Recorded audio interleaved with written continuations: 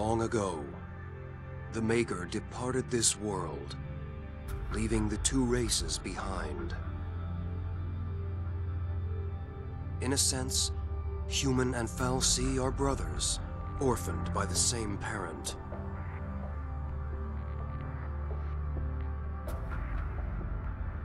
As for the humans, they forgot the order imposed by the Maker. They began to war amongst themselves for the first time in history. The fal'Cie focused on recalling their lost deity and returning the world to its former glory. This purpose lies at the heart of all their actions. Calling back the Maker requires a fitting sacrifice. Yeah.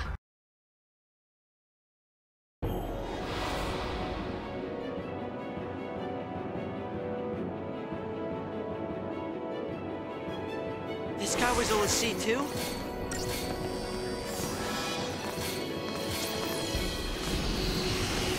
You are mine!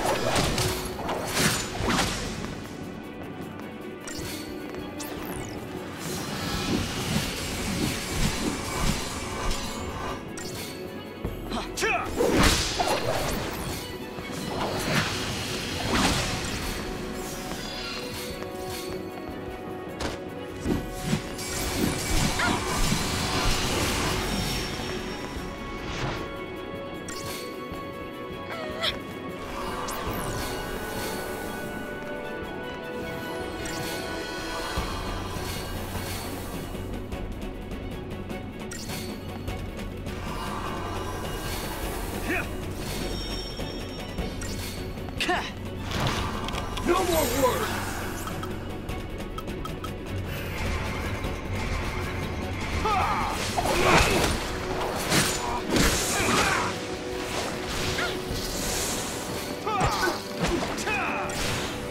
On your guard!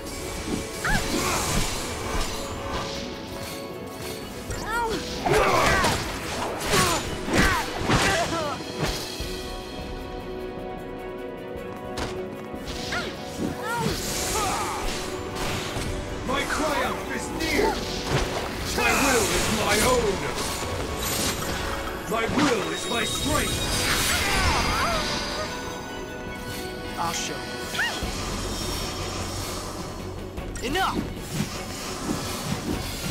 Oh, yeah? I'll show you.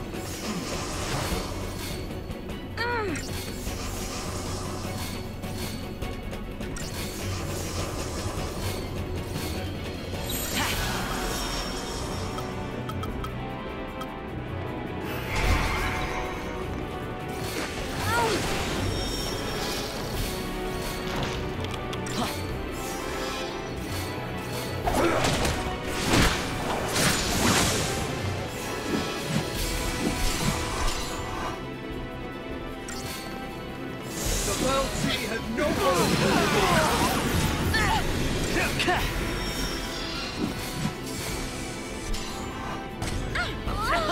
on your guard! The fal'Cie have no hold over me!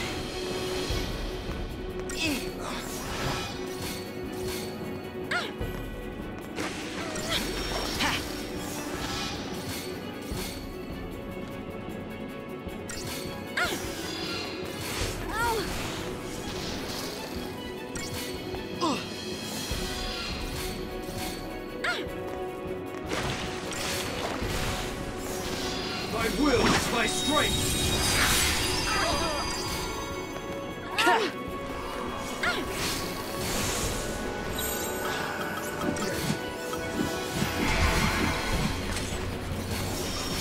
Careful now.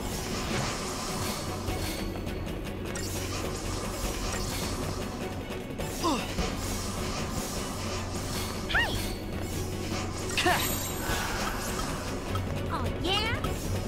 Face it head on.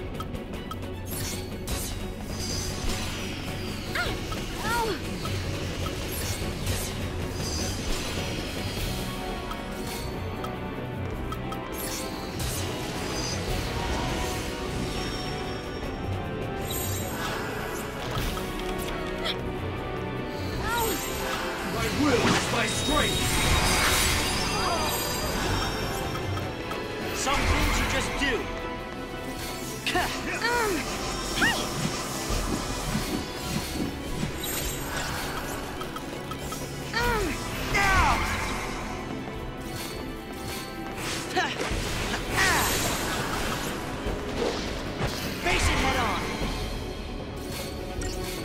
Oh, yeah?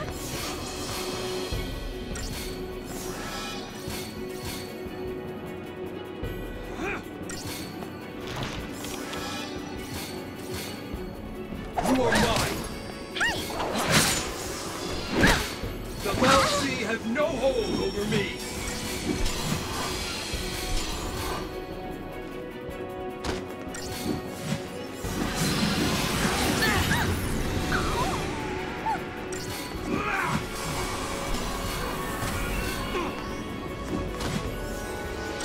Oh, yeah? Thank you.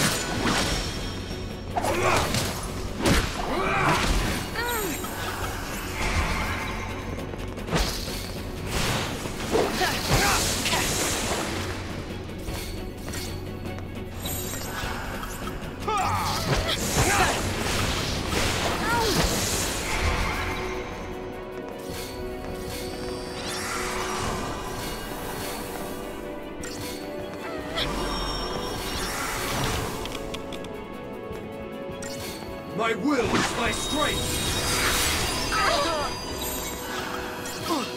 Some things you just do.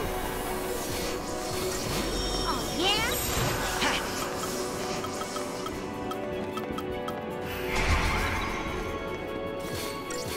Oh,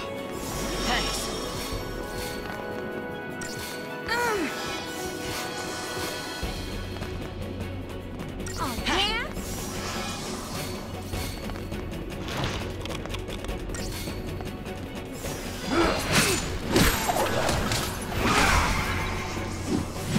You are mine!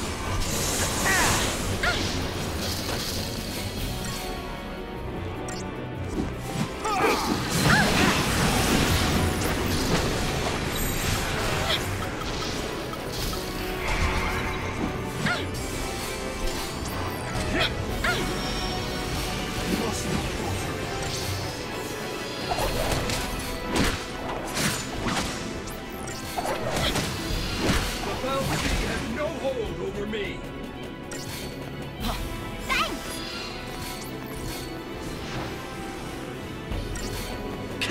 Thanks!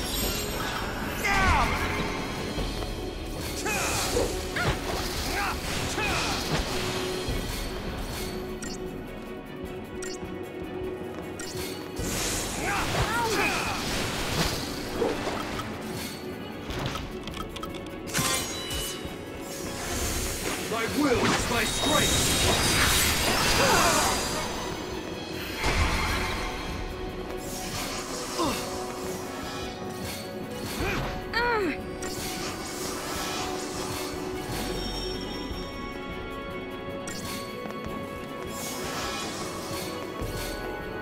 Oh, yeah?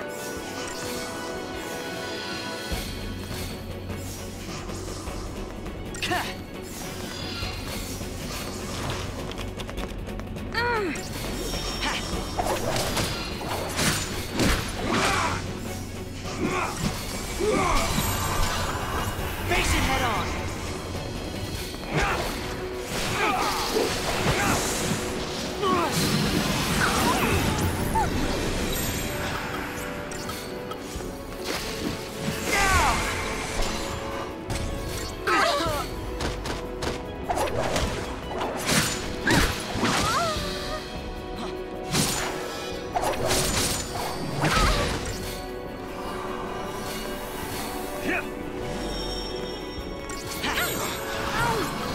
Face it head on.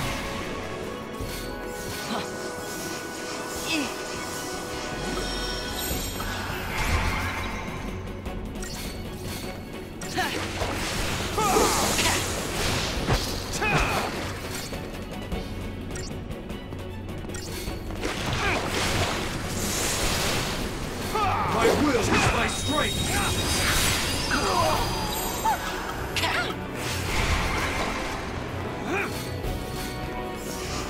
I will not die a Belsi slave!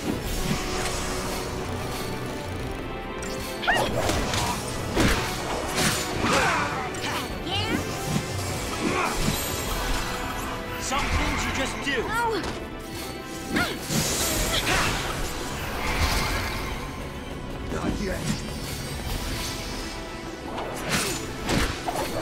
The Bouncy have no hold over me.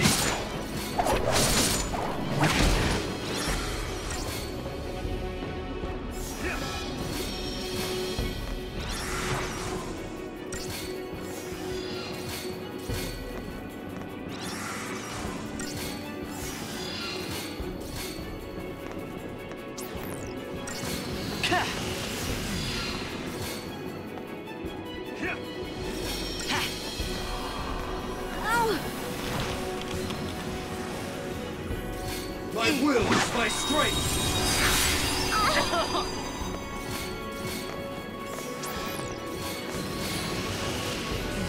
I will not die if Bouncy is slain!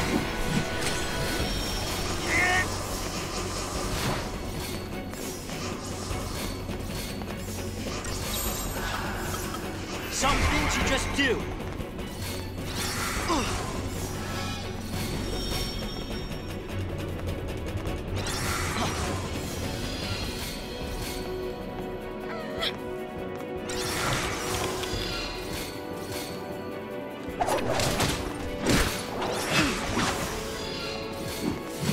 On your guard!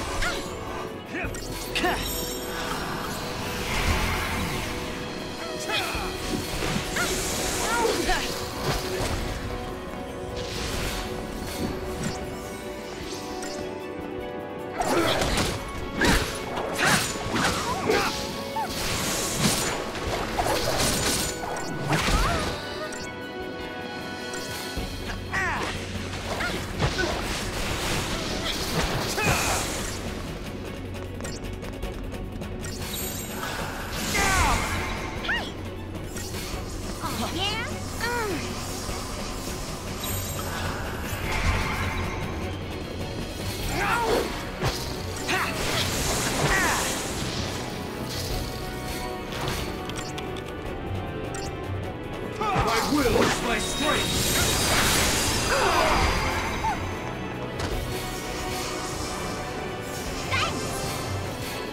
I must not falter!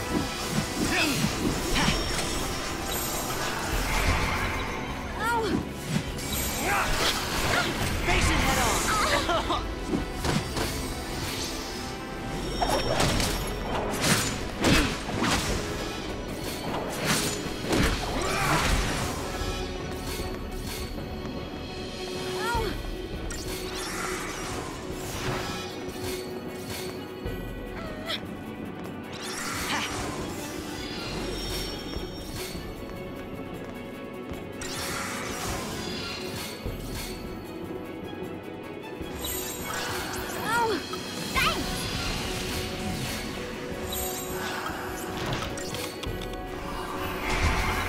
My will is my strength!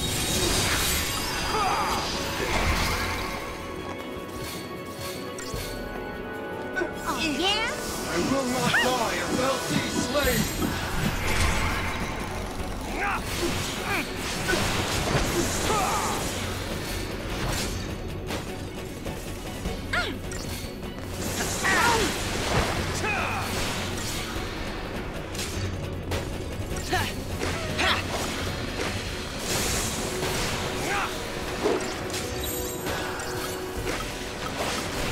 Some things you just do.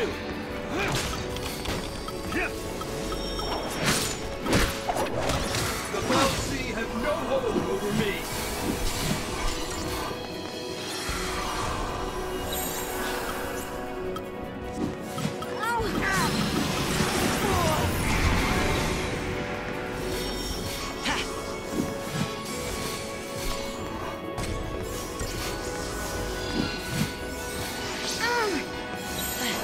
Thank you. The Bouncy has no hold over me!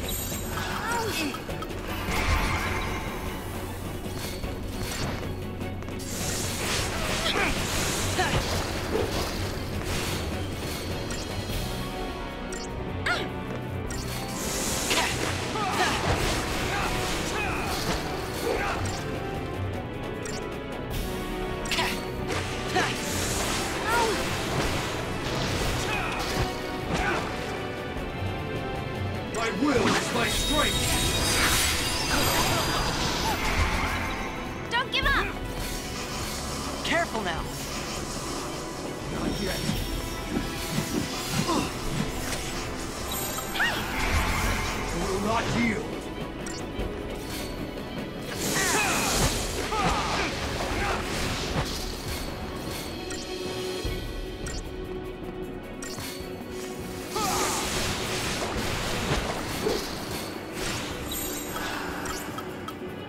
Some things you just do. Oh!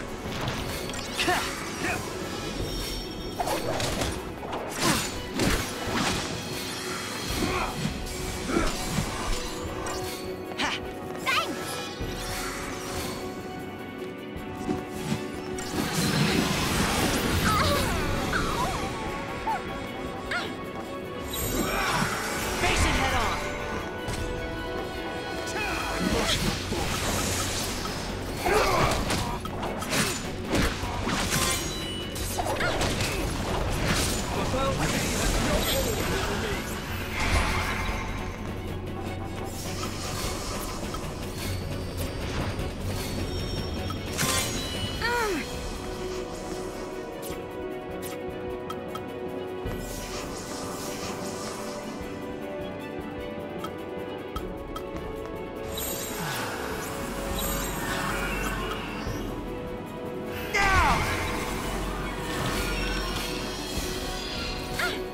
My will is my strength!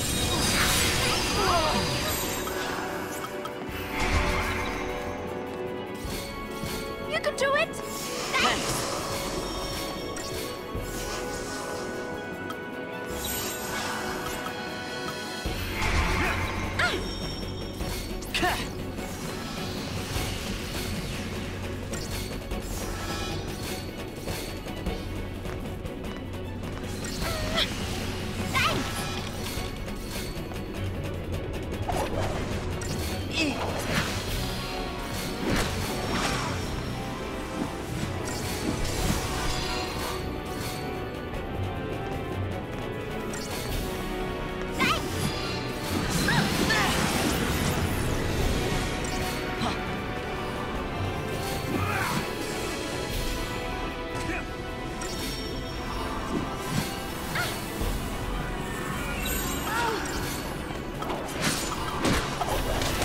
Elsie has no hold over me!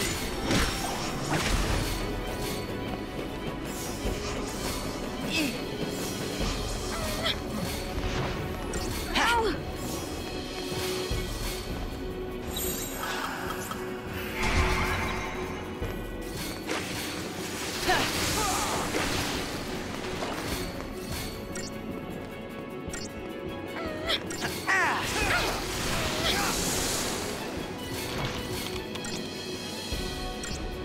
My will is my strength!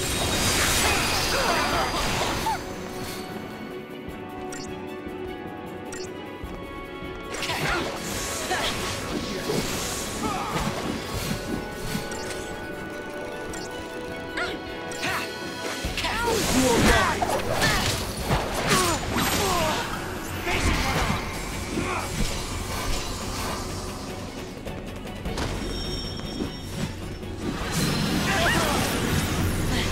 Thank you.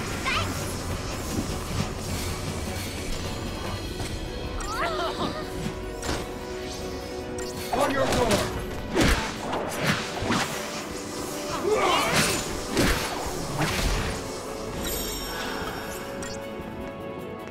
My will is my strength!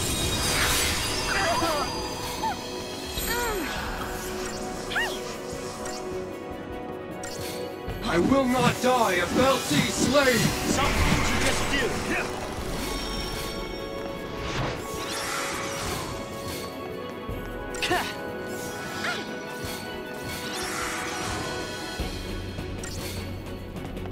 Oh!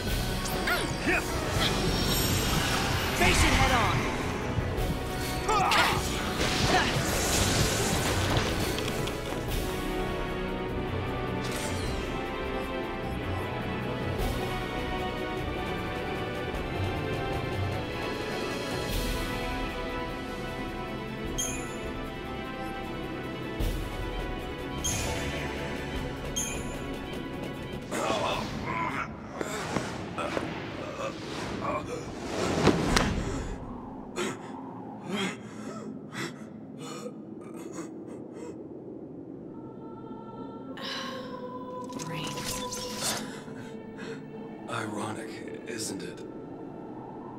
The only thing I wanted was a moment of triumph.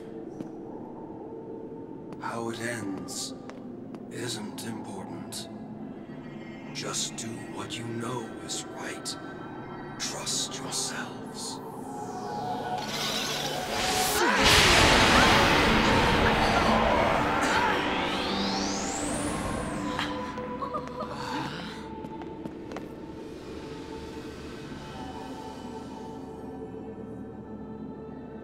What? Did he complete his focus? I don't think so. All Rains did was try to save Cocoon in his own way. His own way. Hey! Where are you? Snow!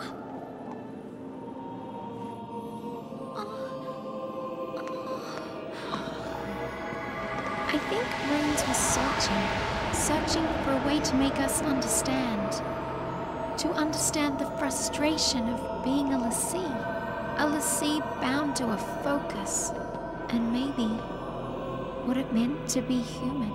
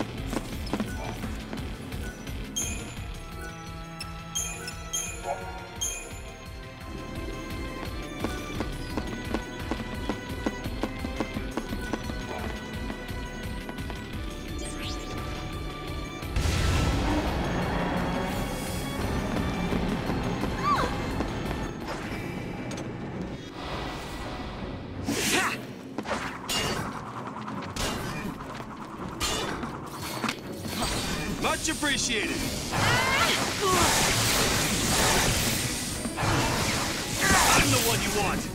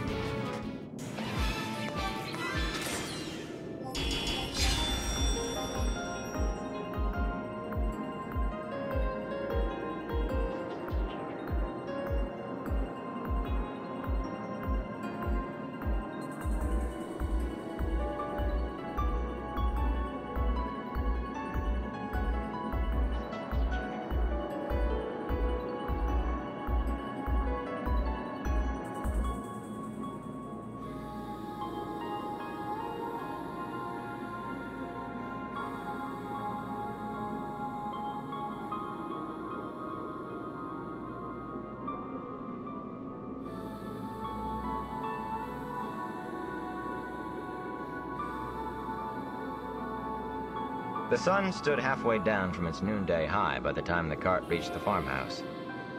It was not a big house, not nearly so large as some of the sprawling farmhouses to the east, dwellings that had grown over the years to hold entire families.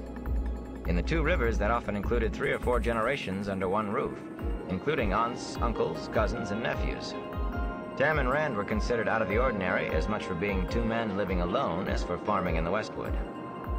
Here, most of the rooms were on one floor, a neat rectangle with no wings or additions. 2 bedrooms and an attic storeroom fitted up under the steeply sloped thatch. If the whitewash was all but gone from the stout wooden walls after the winter storms, the house was still in a tidy state of repair, the thatch tightly mended, and the doors and shutters well hung and snug fitting. House, barn, and stone sheep pen formed the points of the triangle around the farmyard, where a few chickens had ventured out to scratch at the cold ground. An open shearing shed and a stone dipping trough stood next to the sheep pen. Hard by the field, between the farmyard and the trees, loomed a tall stone curing shed. Two farmers in the two rivers could without both wool and tobacco to sell whenever they needed. When Rand took a look in the stone pen, the heavy-horned herd ram looked back at him, but most of the black-faced flock remained placidly where they lay, or stood, with their heads in the feed trough. Their coats were thick and curly, but it was still too cold to shear. I don't think the black cloak man came here, Rand called to his father, walking slowly around the farmhouse, spear held at the ready, examining the ground intently. The sheep wouldn't be so settled if that one had been around. Tam nodded, but did not stop. When he had made a complete circuit of the house, he did the same around the barn and the field, still studying the ground. He even checked the smokehouse and the curing shed. Drawing a bucket of water from the well, he flipped a cupped hand, sniffed the water, and gingerly touched it with the tip of his tongue. Abruptly, he barked a laugh, then drank it down in a quick gulp. I suppose he didn't, he told Rand, wiping his hand on his coat front. All this about men and horses I can't see or hear just makes me look crossways at everything. He emptied the well water into another bucket and started for the house, the bucket in one hand and his spear in the other. I'll start some stew for supper. And as long as we're here, we might as well get caught up on a few chores. Rand grimaced, regretting winter night in Emmons Field. But Tam was right. Around a farm, the work never really got done. As soon as one thing was finished, two more always needed doing. He hesitated about it, but kept his bow and quiver close at hand. If the Dark Rider did appear, he had no intention of facing him with nothing but a hoe. First was stabling Bella. Once he had unharnessed her, put her into a stall in the barn next to their cow, he set his cloak aside and rubbed the mare down with handfuls of dry straw, then curried her with a pair of brushes. Climbing the narrow ladder to the loft, he pitched down hay for her feed.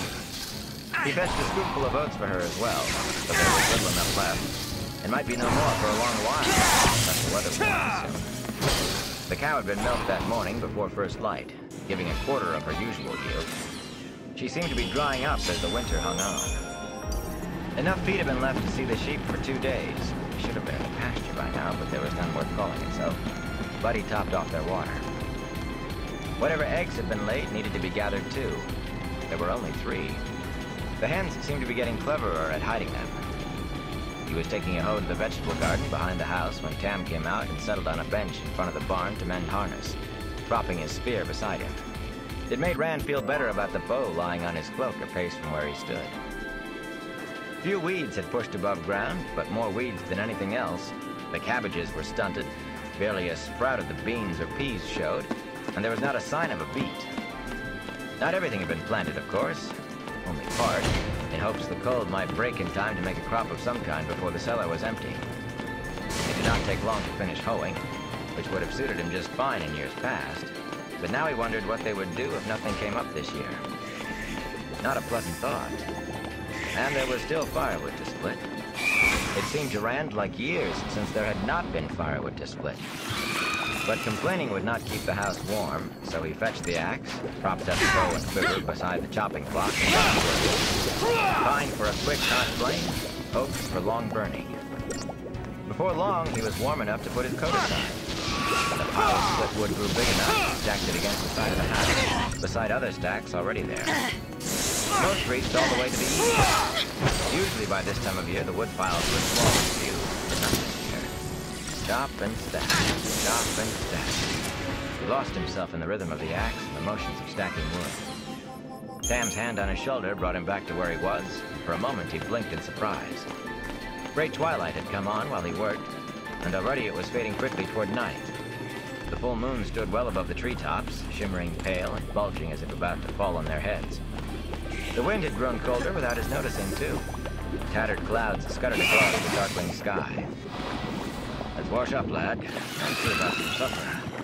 I've already carried in water for hot baths before sleep. Anything hot, snatching up his cloak and tossing around his shoulders. Sweat soaked his shirt, and the wind, forgotten in the storm of the axe, seemed to be trying to freeze stifled a yawn, shivering as he gathered the rest of it. I might just slip right through that. Care to make a small wager about Some that? things you just do. Sam smiled and Rand had to bring back. You could Got do your it! back. Miss Beltane had had no sleep in a week. No one would. Tam had been extravagant with the candles. The fire crackled in the big stone fireplace, so that the main room had a warm, cheerful feel to it. A broad oaken table was the main feature of the room, other than the fireplace. A table long enough to seat a dozen or more, though there had seldom been so many around it since Rand's mother died. A few cabinets and chests, most of them skillfully made by Tam himself, lined the walls, and high-backed chairs stood around the table. The cushioned chair that Tam called his reading chair sat hanging before the fire. Much appreciated. Rand preferred to do his reading stretched out in front of the fire. The shelf of books by the door was not nearly as long as the one at the Wine Spring Inn, but books were hard to come by. Few peddlers carried more than a handful. Those had to be stretched out among everyone who wanted them. If the room did not look quite so freshly scrubbed as most farm wives kept their homes, Tam's pipe pack and Carlos' giant bar strider sat on the table, while another wood-bound book rested on the cushion of the reading chair. A bit of harness to be mended lay on the bench by the fireplace. Shirts to be donned made a heap on a chair.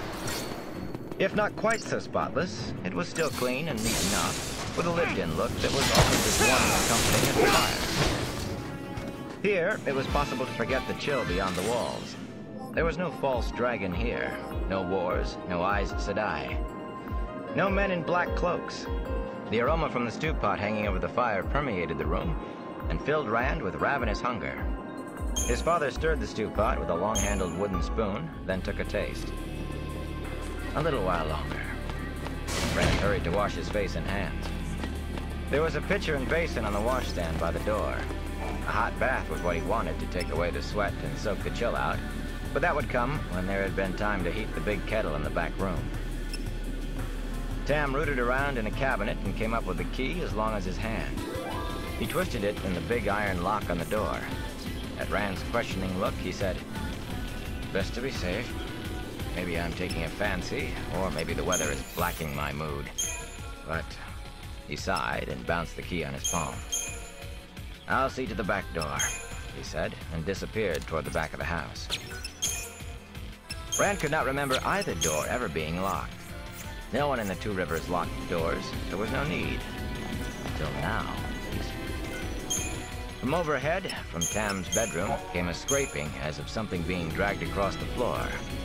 Rand frowned.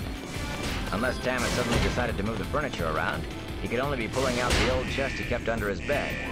Another thing that had never been done in Rand's memory.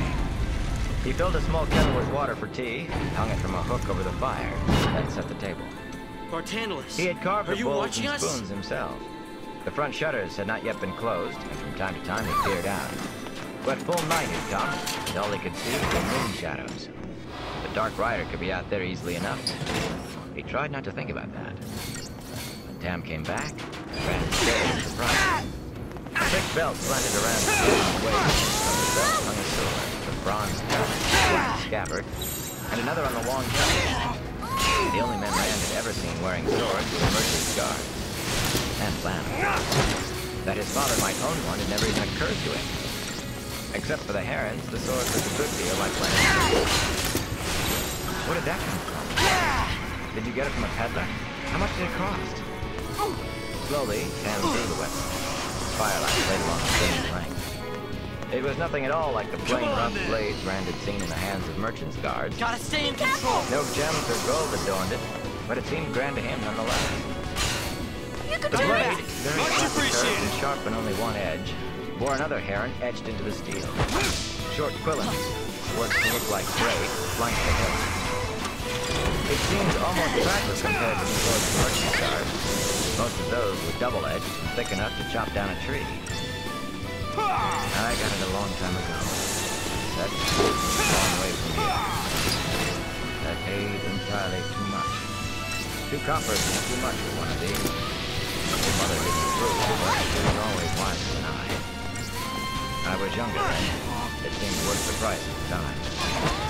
She always wanted me to get rid of it. More than once I thought she was right. That I should just give it away. Reflected fire makes the blade seem Rand started. He'd often daydreamed about owning a sword. Give it away? How could you give a sword like that away? Tam snorted. Not much use in herding sheep now, is it?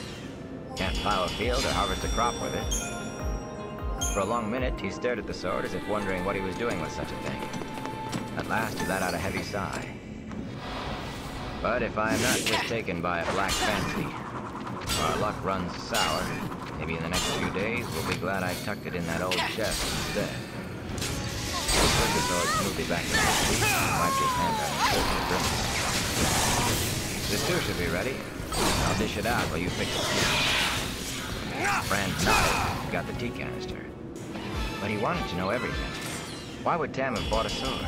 He could not imagine. And where had Tam come by it? How far away? No one ever left the two rivers, or very few at least. He had always vaguely supposed his father must have gone outside. His mother had been an outlander. But a sword? He had a lot of questions to ask once they had settled at the table. The tea water was boiling fiercely, and he had to wrap a cloth around the kettle's handle to lift it off the hook. Heat soaked through immediately. As he straightened from the fire, a heavy thump at the door rattled the lock. All thoughts of the sword, or the hot kettle in his hand, flew away. One of the neighbors, he said uncertainly. Master Daughtry wanting to borrow.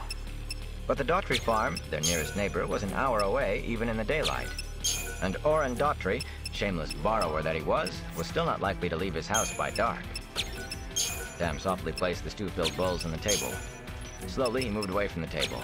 Both of his hands rested on his sword hilt. I don't think, he began. The door burst open, pieces of the iron lock spinning across the floor. A figure filled the doorway, bigger than any man Rand had ever seen. A figure in black mail that hung to his knees, with spikes at wrists and elbows and shoulders. One hand clutched a heavy, scythe-like sword. The other hand was flung up before his eyes as if to shield them from the light. Rand felt the beginnings of an odd sort of relief. Whoever this was, it was not the black-cloaked rider. Then he saw the curled ram's horns on the head that brushed the top of the doorway, and where the mouth and nose should have been was a hairy muzzle. He took in all of it in the space of one deep breath that he let out in a terrified yell, as, without thinking, he hurled the hot kettle at the half-human head. The creature roared, part scream of pain, part animal snarl, as boiling water splashed over its face. Even as the kettle struck, Tam's sword flashed. The roar abruptly became a gurgle, and the huge shape toppled back. Before it finished falling, another was trying to claw its way past. Rand glimpsed a misshapen head topped by spike-like horns before Tam struck again, and two huge bodies blocked the door. He realized his father was shouting at him. "Run, lad! Hide in the woods!" The bodies in the doorway jerked as others outside tried to pull them clear. Tam thrust a shoulder under the massive table. With a grunt, he heaved it over atop the tangle. "There are too many to hold! Out the back! Go! Go! I'll follow!" Even as Rand turned away, shame filled him that he obeyed so quickly. He wanted to stay and help his father, though he could not imagine how. But fear had him by the throat, and his legs moved on their own. He dashed from the room toward the back of the house, as fast as he had ever run in his life. Crashes and shouts from the front door pursued him. He had his hands on the bar across the back door when his eye fell on the iron lock that was never locked. Except that Tam had done just that tonight. Letting the bar stay where it was, he darted to a side window, flung up the sash, and threw back the shutters. Night had replaced twilight completely. The full moon and drifting clouds made dappled shadows chase one another across the farmyard. Shadows, he told himself. Only shadows. The back door creaked as someone outside, or something, tried to push it open. His mouth went dry. A crash shook the door in its frame and lent him speed. He slipped through the window like a hare going to ground and cowered against the side of the house. Inside the room, wood splintered like thunder.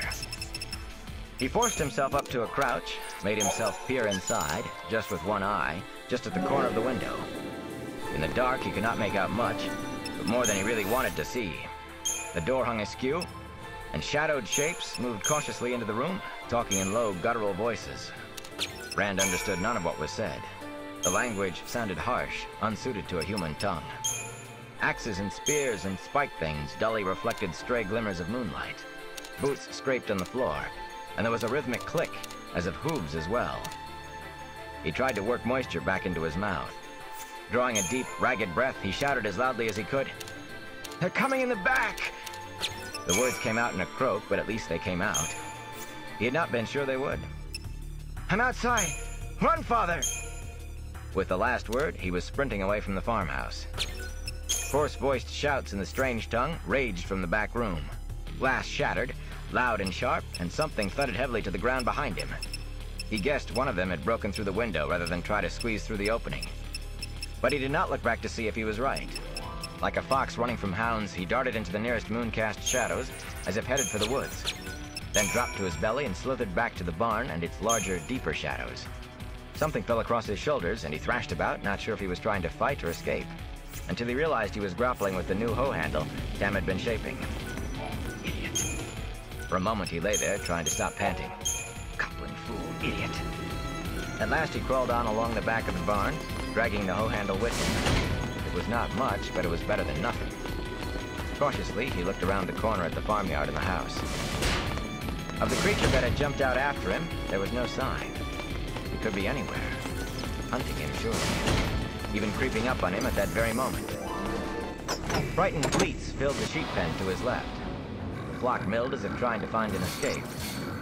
Shadowed shapes flickered in the lighted front windows of the house. The flash of steel on steel rang through the darkness. Suddenly, one of the windows burst outward in a shower of glass and wood as Tam leaped through it, sword still in hand. He landed on his feet, instead of running away from the house, he dashed toward the back of it, ignoring the monstrous things scrambling after him through the broken window in the doorway.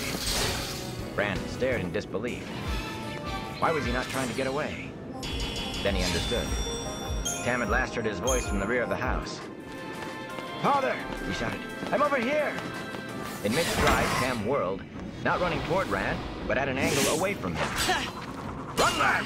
he shouted, gesturing with the sword as if to someone ahead of him. "Hide!" A dozen huge forms screamed after him, harsh shouts and shrill howls shivering the air.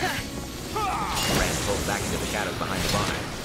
There he could not be seen from the house, in case any of the creatures were still inside. He was safe, for the moment at least. Not Tam. Tam was trying to lead those things away from him. Tam tightened on the hoe handle, and he had to clench his teeth to stop a sudden laugh.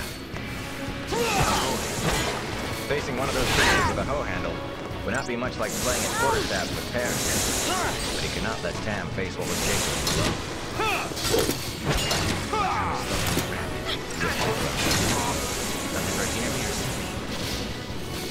The eerie cries echoed in the darkness, and he tried to swallow.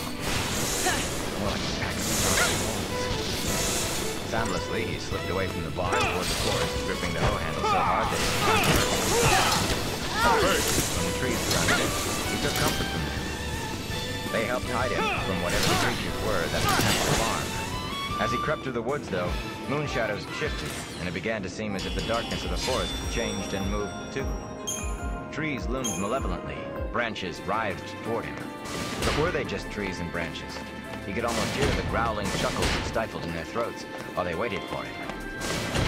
The howls of Tam's pursuers no longer filled the night, but in the silence that replaced them, he flinched every time the wind scraped one limb against another. Lower and lower he crouched, moving more and more slowly. He hardly dared to breathe for fear he might be heard. Suddenly, a hand closed over his mouth from behind, and an iron grip seized his wrist. Frantically, he clawed over his shoulder with his free hand for some hold on the attacker. "Don't break my neck, lad," came Tam's hoarse whisper. Relief flooded him, turning his muscles to water. When his father released him, he fell to his hands and knees, gasping as if he had run for miles. Tam dropped down, leaning on one elbow. "I wouldn't have tried that if I had thought how much you've grown in the last years," Tam said softly. His eyes shifted constantly as he spoke, keeping a sharp watch on the darkness. "But I had to make sure you didn't speak up. Trollocs would be like a dog. Maybe better. But Trollocs are just let the words trail off. Not just a story. Not after tonight. Those things could be Trollocs from the Goblin himself, for all he knew." "Are you sure?" he whispered. "I mean, Trollocs. I'm sure. I never saw one before tonight, but I've talked to someone who has, so I know which one. Maybe that'll keep us alive. Listen closely. Trolloc can see better than a man in the dark, but bright lights blind them, for a time at least. That may be the only reason we got away from so many. Some can track by scent or sound, but they're said to be lazy. If we keep out of their hands long enough, they should give up. That made Rand feel only a little better. In the stories, they hate men and serve the Dark One. If anything belongs in the Shepherd of the Night's flocks, lad, it is Trollocs. They kill for the pleasure of killing, so I've been told. That's the end of my knowledge, except that they cannot be trusted unless they're afraid of you. Then not far. Rand shivered. He did not think he would want to meet anyone a Trolloc was afraid of. You think they're still hunting for us? Maybe not. Are we gonna fight? They don't seem very smart. Once we got into the forest, I sent the ones after me off toward the mountains without much trouble. Cam fumbled at his right side, then put his hand close to his face. Best to act as if they are, though. Keep your voice down. It's just a scratch. There is nothing to be done. At least the weather seems to be warming. Lay back with a heavy sigh. Perhaps it won't be too bad spending the night out. In the back of his mind, Rand had just been thinking fond thoughts of his coat and cloak. The trees kept the wind to wind, but what gusted through still sliced like a frozen knife. Hesitantly, he touched Tam's face and winced. Is there a fire? I need it. We don't have any time to wait. It's a long way in the dark. He scrambled to his feet and tried to pull his father up. Now you'll The groan see. barely stifled by Tam's clenched teeth made Rand hastily ease him back down. Let me rest a while, boy. I'm tired. Rand pounded his fist on his thigh. Snug in the farmhouse with a fire and blankets, plenty of water and willow bark, he might have been willing to wait for daybreak before hitching Bella and taking Tam into the village. Here was no fire, no blankets, no cart, and no Bella. But those things were still back at the house. Thank you. If he could not carry Tam to them, perhaps he could bring some of them at least to Tam. The Trollocs were gone. They had to go sooner or later. He looked at the hoe handle, then dropped it. Instead, he drew Tam's sword. The blade gleamed dully in the pale moonlight. The long hilt felt odd in his hand. The weight and heft were strange. He slashed at the air a few times before stopping with a sigh. Slashing at air was easy. If he had to do it against a Trolloc, he was surely just as likely to run instead, or freeze stiff, so he could not move at all until the Trolloc swung one of those odd swords and... Stop it. It's not helping anything. As he started to rise, Tam caught his arm. Where are you going? Need a cart, he said gently, and blankets. He was shocked at how easily he pulled his father's hand from his sleeve. I'll be back. Tam breathed. He could not see Tam's face in moonlight, but he could feel his eyes on him. I will be. Bring it! He thought. As silently as another shadow, he slid into the darkness. He thought of all the times he had played tag in the woods with his friends as children, stalking one another, straining not to be heard until he put a hand on his shoulder. Somehow he could not make this seem the same.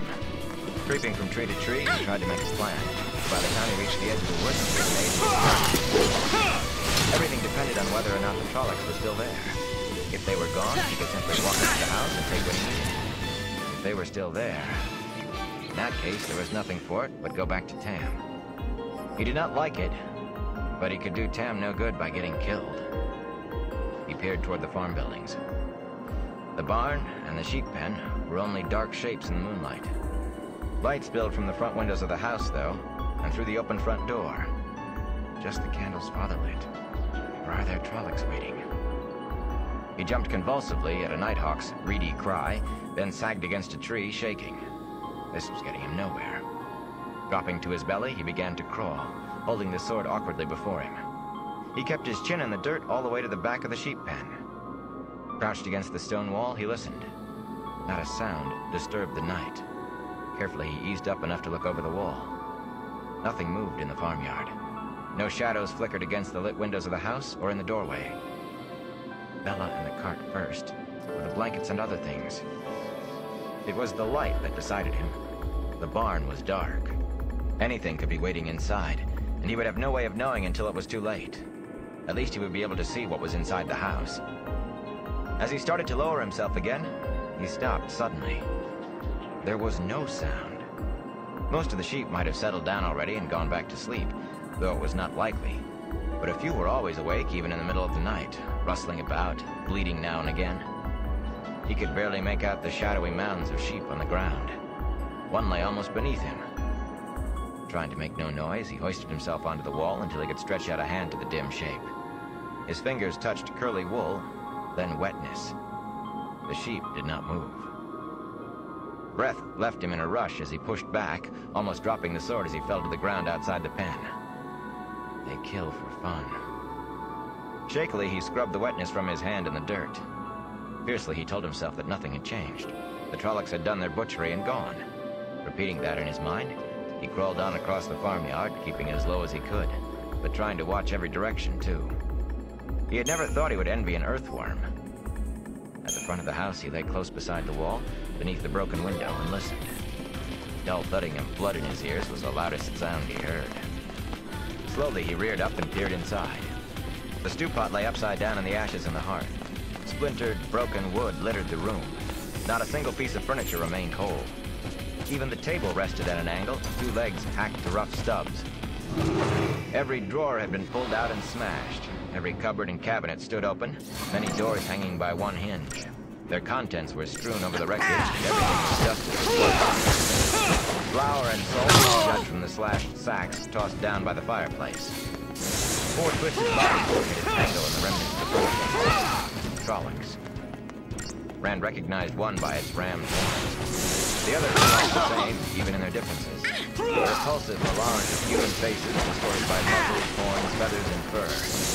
Their hands, almost human, only made it worse. Boots, the others had hooves. He watched without blinking until his eyes burned. None of the Trollocs moved. They had to be dead. Sam was waiting. He ran in through the front door and stopped, gagging at the stench. A stable that had not been mucked out in months was the only thing he could think of that might come close to matching it. Vile smears defiled the walls. Trying to breathe through his mouth, he hurriedly began poking through the mess on the floor. There had been a water bag in one of the cupboards. A scraping sound behind him sent a chill to his marrow, and he spun, almost falling over the remains of the table. He caught himself, moaned behind teeth that would have chattered had he not had them clenched until his jaw ached.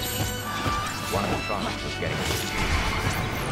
A wolf's muzzle jutted out between sunken eyes. Black, motionless eyes. All too human. Hairy, pointed ears twitched incessantly. It stepped over one of its dead companions on sharp goat hooves. The same black mail the others wore rasped against leather trousers. And one of the huge, scythe-curved swords swung at its side. It muttered something, guttural and sharp, then said, "Others go away. Narg stay. Narg smart." The words were distorted and hard to understand, coming from a mouth never meant for human speech. Its tone was meant to be soothing, he thought, but he could not take his eyes off the stained teeth, long and sharp, that flashed every time the creature spoke. Wait. You no need sword. Put sword down.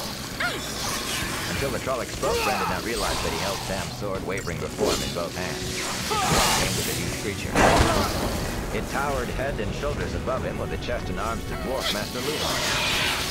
No hurt. It took a step closer, gesturing. You put sword down. The dark hair on the backs of its hands was thick, like fur.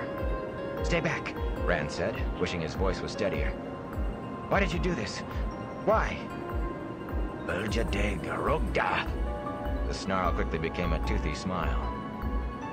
Put sword down. Narg no hurt. Myrddraal want talk you. A flash of emotion crossed the distorted face. Fear. Others come back. You talk, Myrddraal. It took another step, one big hand coming to rest on its own sword hilt. You put sword down. Rand wet his lips. Myrddraal. The worst of the stories was walking tonight. If a Fade was coming, it made a Trolloc pale by comparison. He had to get away. But if the Trolloc drew that massive blade, he would not have a chance. He forced his lips into a shaky smile. All right. grip tightening on the sword, he let both hands drop to his sides. "I'll talk." The wolf smile became a snarl, and the Trolloc lunged for him. Rand had not thought anything that big could move so fast. Desperately, he brought his sword up. The monstrous body crashed into him, slamming him against the wall. Breath left his lungs in one gasp. He fought for air as they fell to the floor together, the Trolloc on top. Frantically, he struggled beneath the crushing weight, trying to avoid thick hands groping for him and snapping jaws. Abruptly, the Trolloc spasmed and was still. Battered and bruised, half suffocated by the bulk on top of him, for a moment Rand could only lie there in disbelief. Quickly he came to his senses, though, enough to writhe out from under the body at least. And body it was. The bloodied blade of Tam's sword stood out from the center of the Trolloc's back. He had gotten it up in time after all. Blood covered Rand's hands as well, and made a blackish smear across the front of his shirt. His stomach churned, and he swallowed hard to keep from being sick. He shook as hard as he had in the worst of his fear, but this time in relief at still being alive. Others come back, the Trolloc had said. The other Trollocs would be returning to the farmhouse. And a Myrddraal, a Fade. The stories said Fades were 20 feet tall, with eyes of fire, and they rode shadows like horses. When a Fade turned sideways, it disappeared, and no wall could stop them. He had to do what he had come for and get away quickly. Grunting with the effort, he heaved the Trolloc's body over to get the sword, and almost ran when open eyes stared at him. It took him a minute to realize they were staring through the glaze of death. He wiped his hands on a tattered rag, it had been one of Tam's shirts only that morning, and tugged the blade free. Cleaning the sword, he reluctantly dropped the rag on the floor. There was no time for neatness, he thought, with a laugh that he had to clamp his teeth shut to stop. He did not see how they could ever clean the house well enough for it to be lived in again. The horrible stench had probably already soaked right into the timbers. But there was no time to think of that. No time for neatness, no time for anything, maybe. He was sure he was forgetting any number of things they would need, but Tam was waiting and the Trollocs were coming back. He gathered what he could think of on the run. Blankets from the bedrooms upstairs and clean clothes to bandage Tam's wound. Their cloaks and coats, a water bag that he carried when he took the sheep to pasture. A clean shirt. He did not know when he would have time to change, but he wanted to get out of his blood-smeared shirt at the first opportunity. The small bags of willow bark and their other medicines were part of a dark, muddy-looking pile he could not bring himself to touch. One bucket of the water Tam had brought in still stood by the fireplace, miraculously unspilled and untouched. He filled the water bag from it, gave his hands a hasty wash in the rest, and made one more quick search for anything he might have forgotten. He found his bow among the wreckage, broken cleanly in two at the thickest point. He shuddered as he let the piece fall. What he had gathered already would have to do, he decided. Quickly, he found everything outside the door. The last thing before leaving the house, he dug a shuttered lantern from the mess on the floor. It still held oil. Lighting it from one of the candles, he closed the shutters, partly mostly to keep the door open. Hurried outside with the lantern in one hand and the sword in the other. He was not sure what he would find in the barn. The sheepman kept from hoping too much. But he needed the cart to get Tam to Emmons Field. The cart, he needed Bella. Necessity made him hope a little. The barn doors stood open, one creaking on its hinges. The interior looked as it always had, first. Then his eyes fell on empty stalls. Now or never! The stall doors ripped from their hinges. Bella and the cow were gone. Quickly he went to the back of the barn. The cart lay on its side, half the spokes broken out of its wheels. One shaft was hanging to a long stump. The despair he had been holding at bay. He was not sure he could carry Tam as far as the village, even if his father could bear to be carried. The pain of it might kill Tam more quickly than the fever. Still, it was the only chance left. He had done all he could do here. As he turned to go, his eye fell on a metal cart shaft lying on the straw-strewn floor. Suddenly he smiled. Hurriedly, he set the lantern and the sword on the straw-covered floor, and in the next instant, he was wrestling with the cart, tipping it back over to fall upright with a snap of more grating spokes. Then throwing his shoulder into it, heave it over on the other side.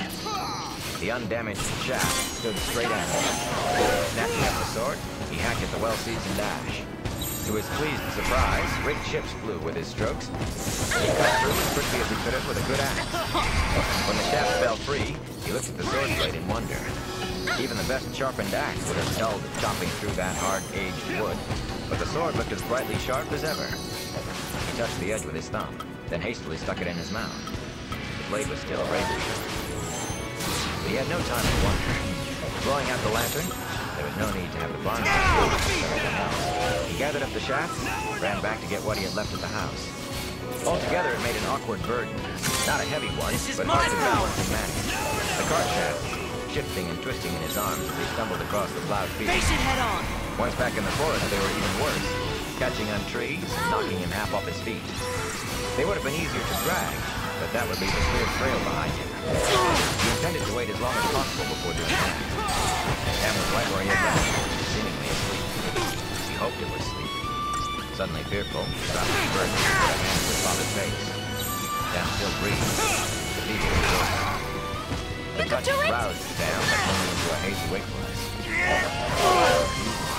He breathed. Worried about it. Now or never! Dreams of days gone. Murmuring softly, he drifted off again. Don't worry, Randy said. He laid Tam's coat and cloak over him to keep off the Some wind. things you just do! I'll get the knife as good as I can.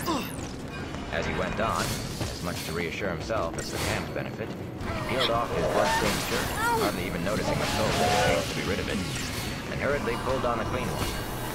Throwing his old shirt away made him feel as if he had just had a bath. He'll be safe in the dream, and the wisdom will set everything right.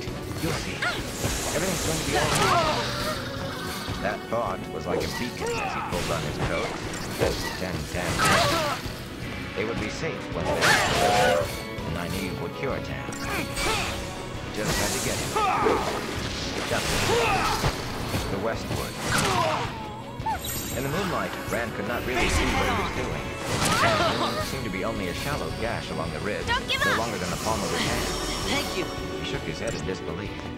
He had seen his father take more of an injury than that, and not even stop work except to wash it off. Hastily, he searched Tam from head to foot for something bad enough to account for the fever. The one cut was all he could find. Small as it was, that lone cut was still grave enough. The flesh around it Some things you just do! It was even hotter than the rest of Tam's body. The rest of him was hot enough to make Rand's jaws clench. Scalding fever like that could give the man a husk of what he had once been. He soaked a cloth with water from the skin and laid it across Tam's forehead. He tried to be gentle about washing and bandaging the gash on his father's ribs, but soft groans still interrupted Tam's low muttering. Dark branches loomed around them, threatening as they shifted in the wind. Surely the Trollocs would go on their way when they failed to find Tam and him. When they came back to the farmhouse and found it still empty. He tried to make himself believe it, but wanted to close the house, the senselessness of it, left little room for belief of that sort. Believing they would give up short of killing everyone and everything they could find was dangerous. A foolish chance to not force it. Trollocs. Creatures out of the Gleeman's Tale coming out of the night to bash in the door. And a fade. Light shine on me, a fade. Abruptly, he realized he was holding the untied ends of the bandage in motionless hands. Frozen like a rabbit that's seen a hawk's shadow, he thought scornfully.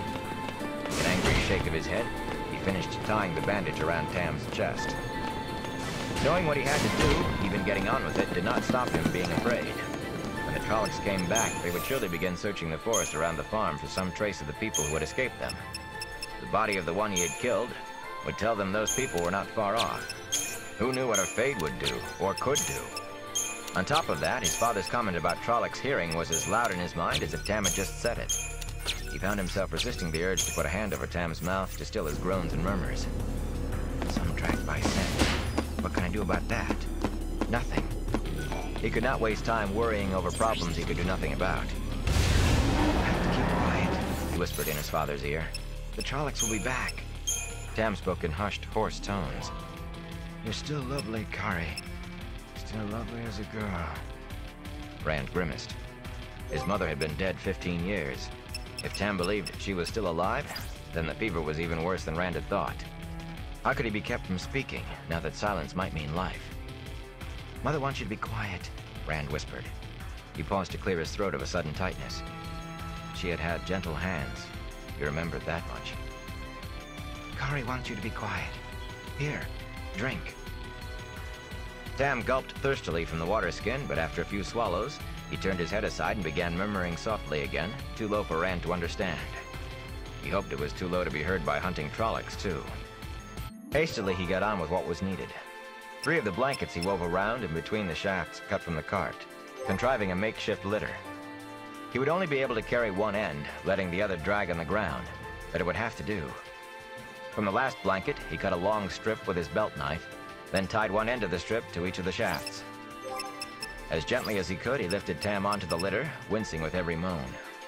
His father had always seemed indestructible. Nothing could harm him, nothing could stop him, or even slow him down. For him to be in this condition almost robbed Rand of what courage he had managed to gather. But he had to keep on. That was all that kept him moving. He had to. When Tam finally lay on the litter, Rand hesitated, then took the sword belt from his father's waist. When he fastened it around himself, it felt odd there. It made him feel odd. Belt and sheath and sword together only weighed a few pounds, but when he sheathed the blade, it seemed to drag at him like a great weight. Angrily, he berated himself. This was no time or place for foolish fancies. It was only a big knife. How many times had he daydreamed about wearing a sword and having adventures? If he could kill one Trolloc with it, he could surely fight off any others as well.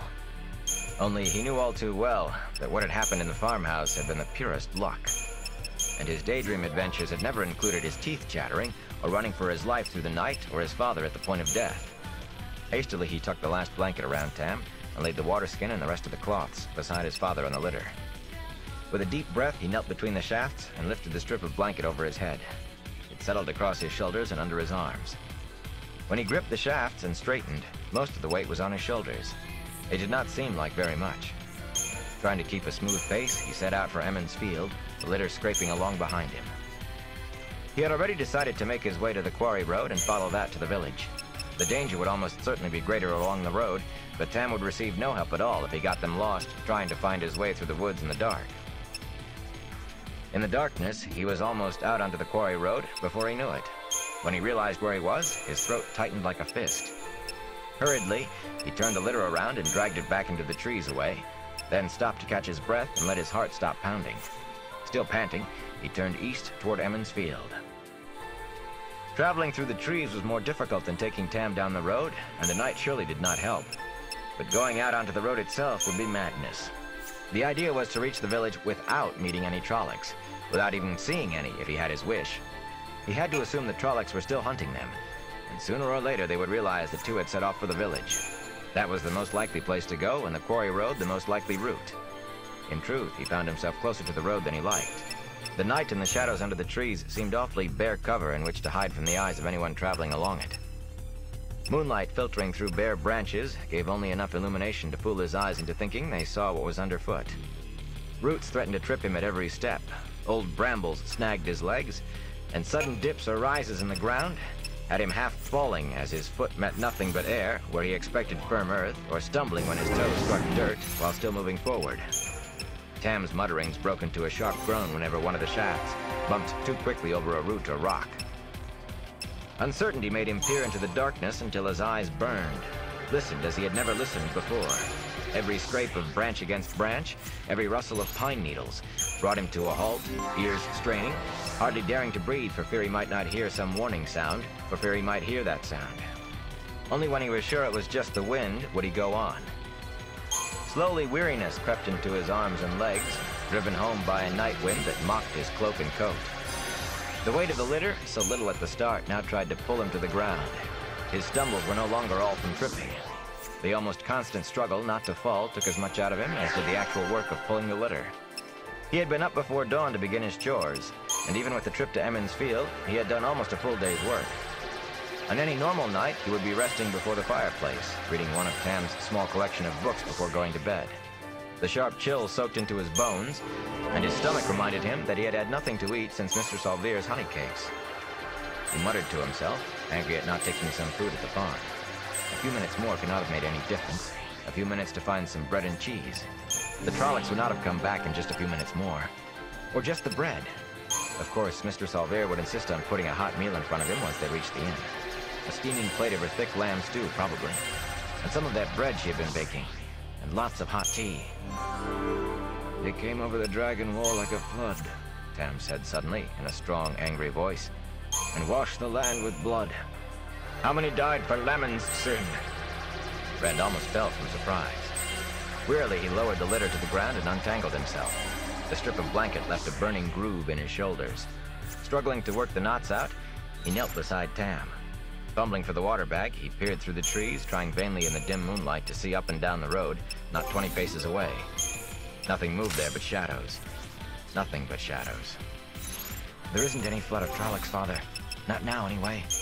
We'll be safe in Emmons Field soon. Drink a little water." Tam brushed aside the water bag with an arm that seemed to have regained all of its strength. He seized Rand's collar, pulling him close enough to feel the heat of his father's fever in his own cheek. "They called them savages," Tam said urgently. "The fools said they could be swept aside like rubbish. How many battles lost, how many cities burned before they faced the truth, before the nations stood together against them?" He loosed his hold on Rand, and sadness filled his voice. "The field at Marath, carpeted with the dead. And no sound but the cries of ravens and the buzzing of flies. The topless towers of Cairhien, burning in the night like torches. All the way to the shining walls they burned and slew before they were turned back. All the way to..." Rand clamped a hand over his father's mouth. The sound came again, a rhythmic thudding, directionless in the trees, fading, then growing stronger again as the wind shifted. Frowning, he turned his head slowly, trying to decide from where it came. A flicker of motion caught the corner of his eye, and in an instant he was crouched over Tam. He was startled to feel the hilt of the sword clutched tight in his hand, but most of them concentrated on the quarry road, as if the road were the only real thing in the entire world. Wavering shadows to the east slowly resolved themselves into a horse and rider, followed up the road by tall, bulky shapes trotting to keep up with the animal. The pale light of the moon glittered from spearheads and axe blades. Rand never even considered that they might be villagers coming to help. He knew what they were. He could feel it, like grit scraping his bones, even before they drew close enough for moonlight to reveal the hooded cloak, swathing the horseman, a cloak that hung undisturbed by the wind. All of the shapes appeared black in the night, and the horse's hooves made the same sounds that any others would. But Rand knew this horse from any other. Behind the dark rider came nightmare forms with horns and muzzles and beaks. Trollocs in a double file, all in step, striking the ground at the same instant as if obeying a single mind. Rand counted 20 as they ran past. He wondered what kind of man would dare turn his back on so many Trollocs. Or on one, for that matter. The trotting column disappeared westward, thumping footfalls fading into the darkness. But Rand remained where he was, not moving a muscle except to breathe. Turn the tide! Absolutely certain. They were gone before he moved. At long last, he drew a deep breath and began to straighten. This time, the horse made no sound at all. In eerie silence, the dark rider returned, his shadowy mount stopping every few steps as it walked slowly back down the road. The wind gusted higher, moaning through the trees. The horseman's cloak lay still as death. Whenever the horse halted, that hooded head swung from side to side as the rider peered into the forest, searching. Exactly opposite Rand, the horse had stopped again, the shattered opening of the hood turning toward where he crouched above his father. Rand's hand tightened convulsively on the sword hilt. He felt the gaze, just as he had that morning, and shivered again from the hatred, even if he could not see it. That shrouded man hated everyone and everything. Everything that lived. Despite the cold wind, sweat beaded on Rand's face. Then the horse was moving on, a few soundless steps, and stopped.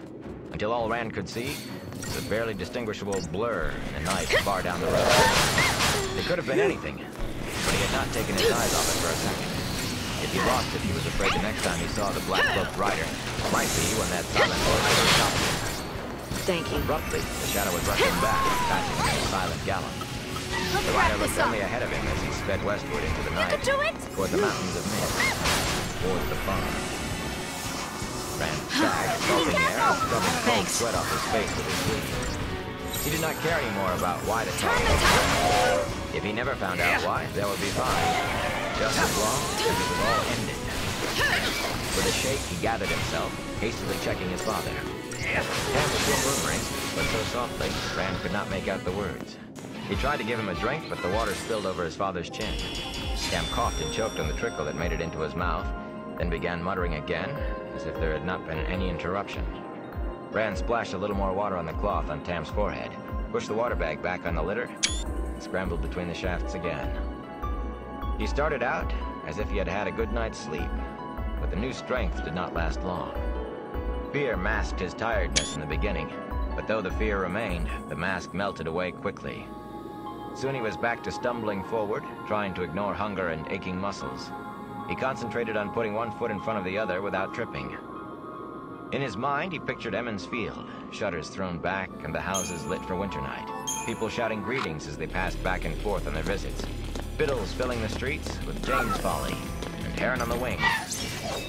Harald Luhan would have one too many brandies and start singing The Wind in the Barley in a voice like a bullfrog. He always did, until his wife. And Sen Bui would decide to prove he could still dance as well as ever. Matt would have something planned that would not quite happen the way he intended. And everybody would know he was responsible, even if no one could prove it. He could almost smile thinking about how it would be. After a time, Cam spoke up again. I've heard of this aura. It said it makes no sense.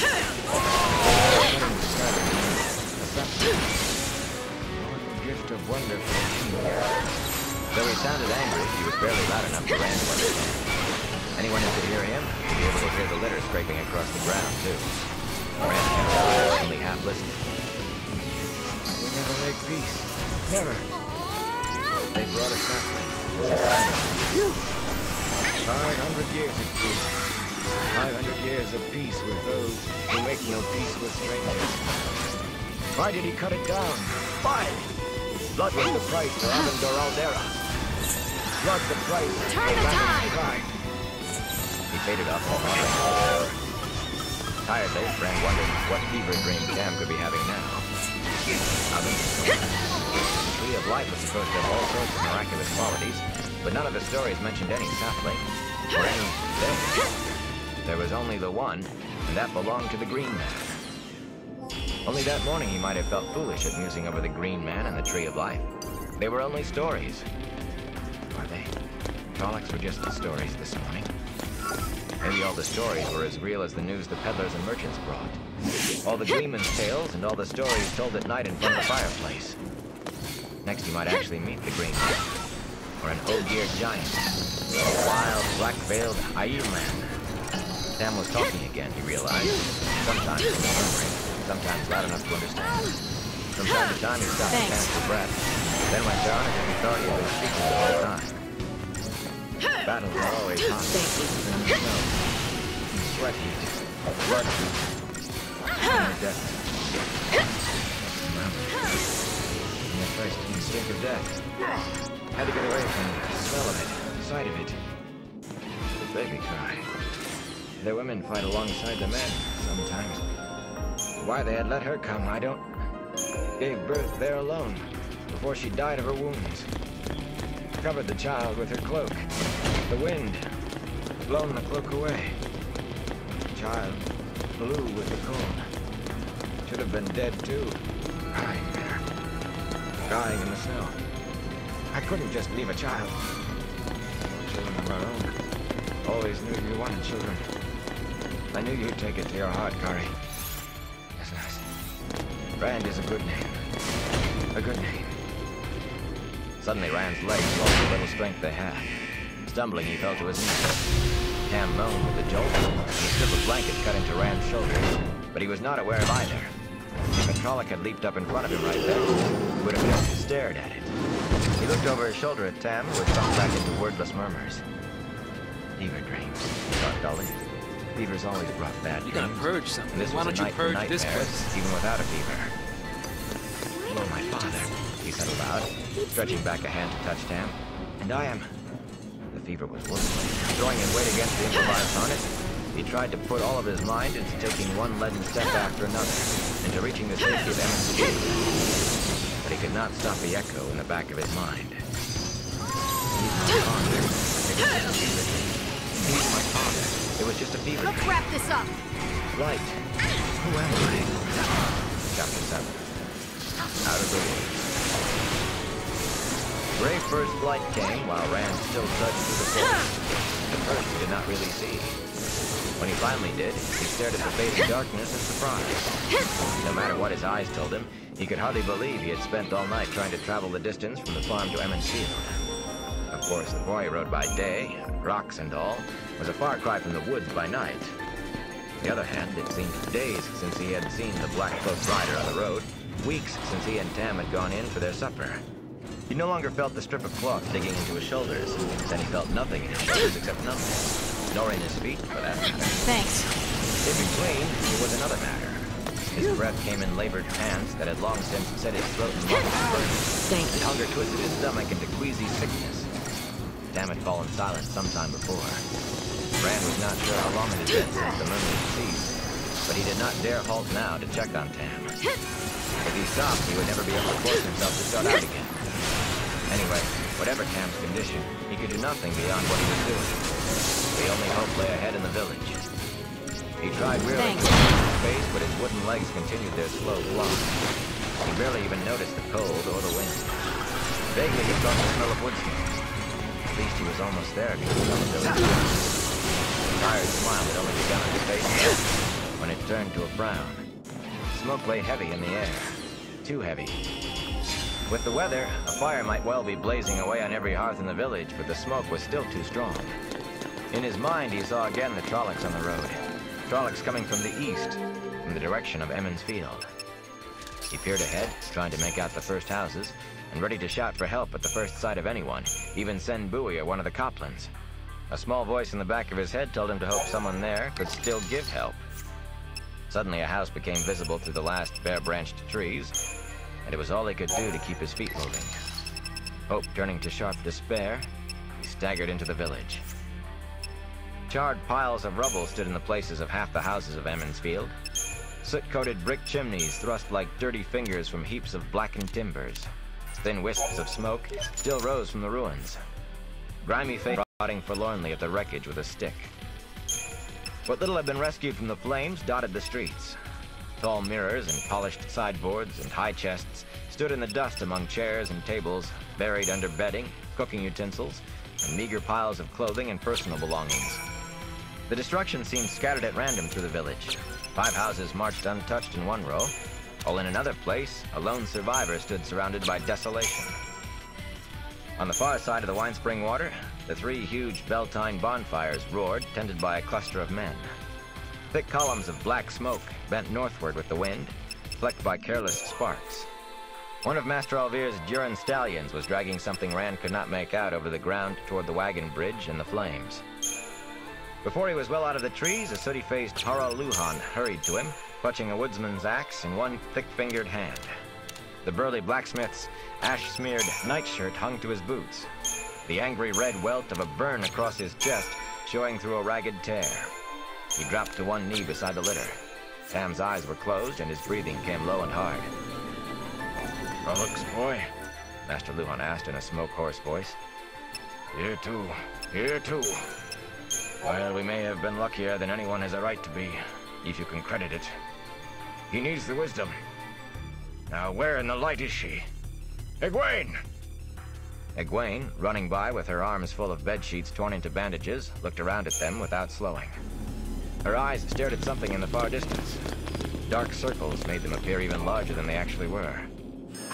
Then she saw Rand and stopped, drawing a shuddering breath. "Rand, not your father. Is he? Come, I'll take you to Nynaeve."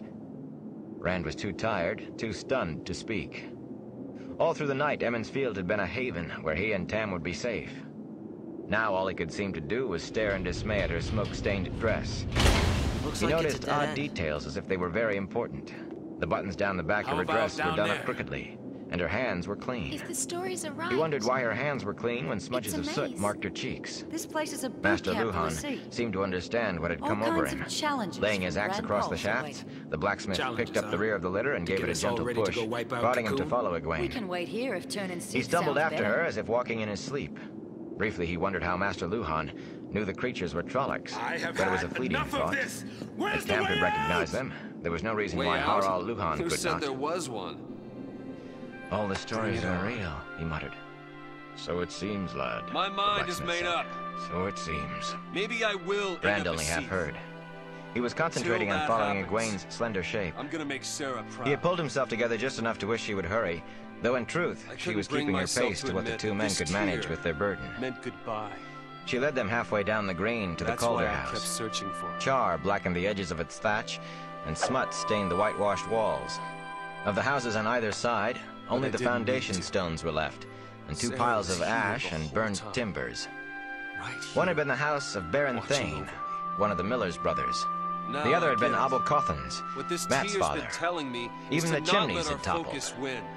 "Wait here," It's not the foul Egwene said, sea we and should gave them a listen look to. as if expecting an answer. It's Sarah. When they only stood there, she muttered Do you know something under why? her breath, then dashed inside. Our focus Matt? doesn't matter. Rand said. What matters Is to he? me is that we He's protect alive, Cocoon. the blacksmith said. Whatever it takes. He set down his end of the litter and straightened slowly. Same here. I saw him only a little while ago. It's a wonder any of us are alive. The way they came after my house in the forge, you'd have thought I had gold and jewels in there.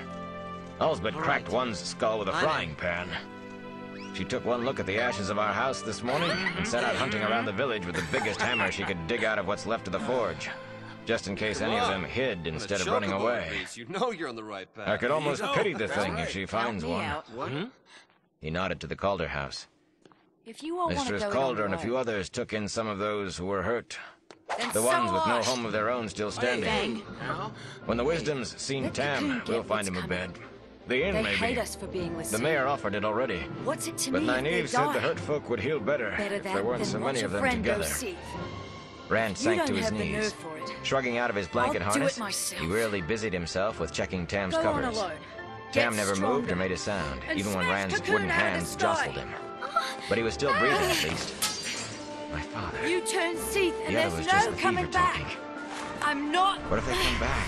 He said dully. letting it end that way. The wheel weaves as the wheel wills, Master Luhan said uneasily. If they come back, well, they're gone now. So we pick up the pieces, build up what's been torn down. He sighed, his face going slack as he knuckled the small of his back. For the first time, Rand realized that the heavy-set man was as tired as he was himself, if not more so. The blacksmith looked at the village, shaking his head. I don't suppose today will be much of a bell time, but we'll make it through. We always have. What's he doing here? Abruptly, he took up his axe, and his face firmed. Come to take pity on There's me? work waiting for me. Come to take Don't you care worry, of a lad. broken The Lassie? wisdom will take good care of him, and the light will That take thing's care here of to us all. help us? Yeah, And if the light help. doesn't, That's well, what Eidolons we'll just do. take care of They ourselves. help us. Remember, Eidolons are our we're salvation. Two Rivers folk. If we can't decide what to do Still next, on his knees, they come Rand put looked us at out the of our village as the misery. blacksmith walked away. Wait, so Really you looked haven't for the made first your time. mind? Master Luhan was right, he thought, and was surprised that he was not surprised by what he saw. Why are you People protecting still dug me? in the What are roads you of their doing? homes, but even in the short Protecting time he one had of been our there, own. he began to without move with a their sense of brand purpose. mercy. He And we could don't almost need to feel foul the these growing orders determination. either. I'm fighting this But, focus he to the wondered, end. They had seen You're Trollocs.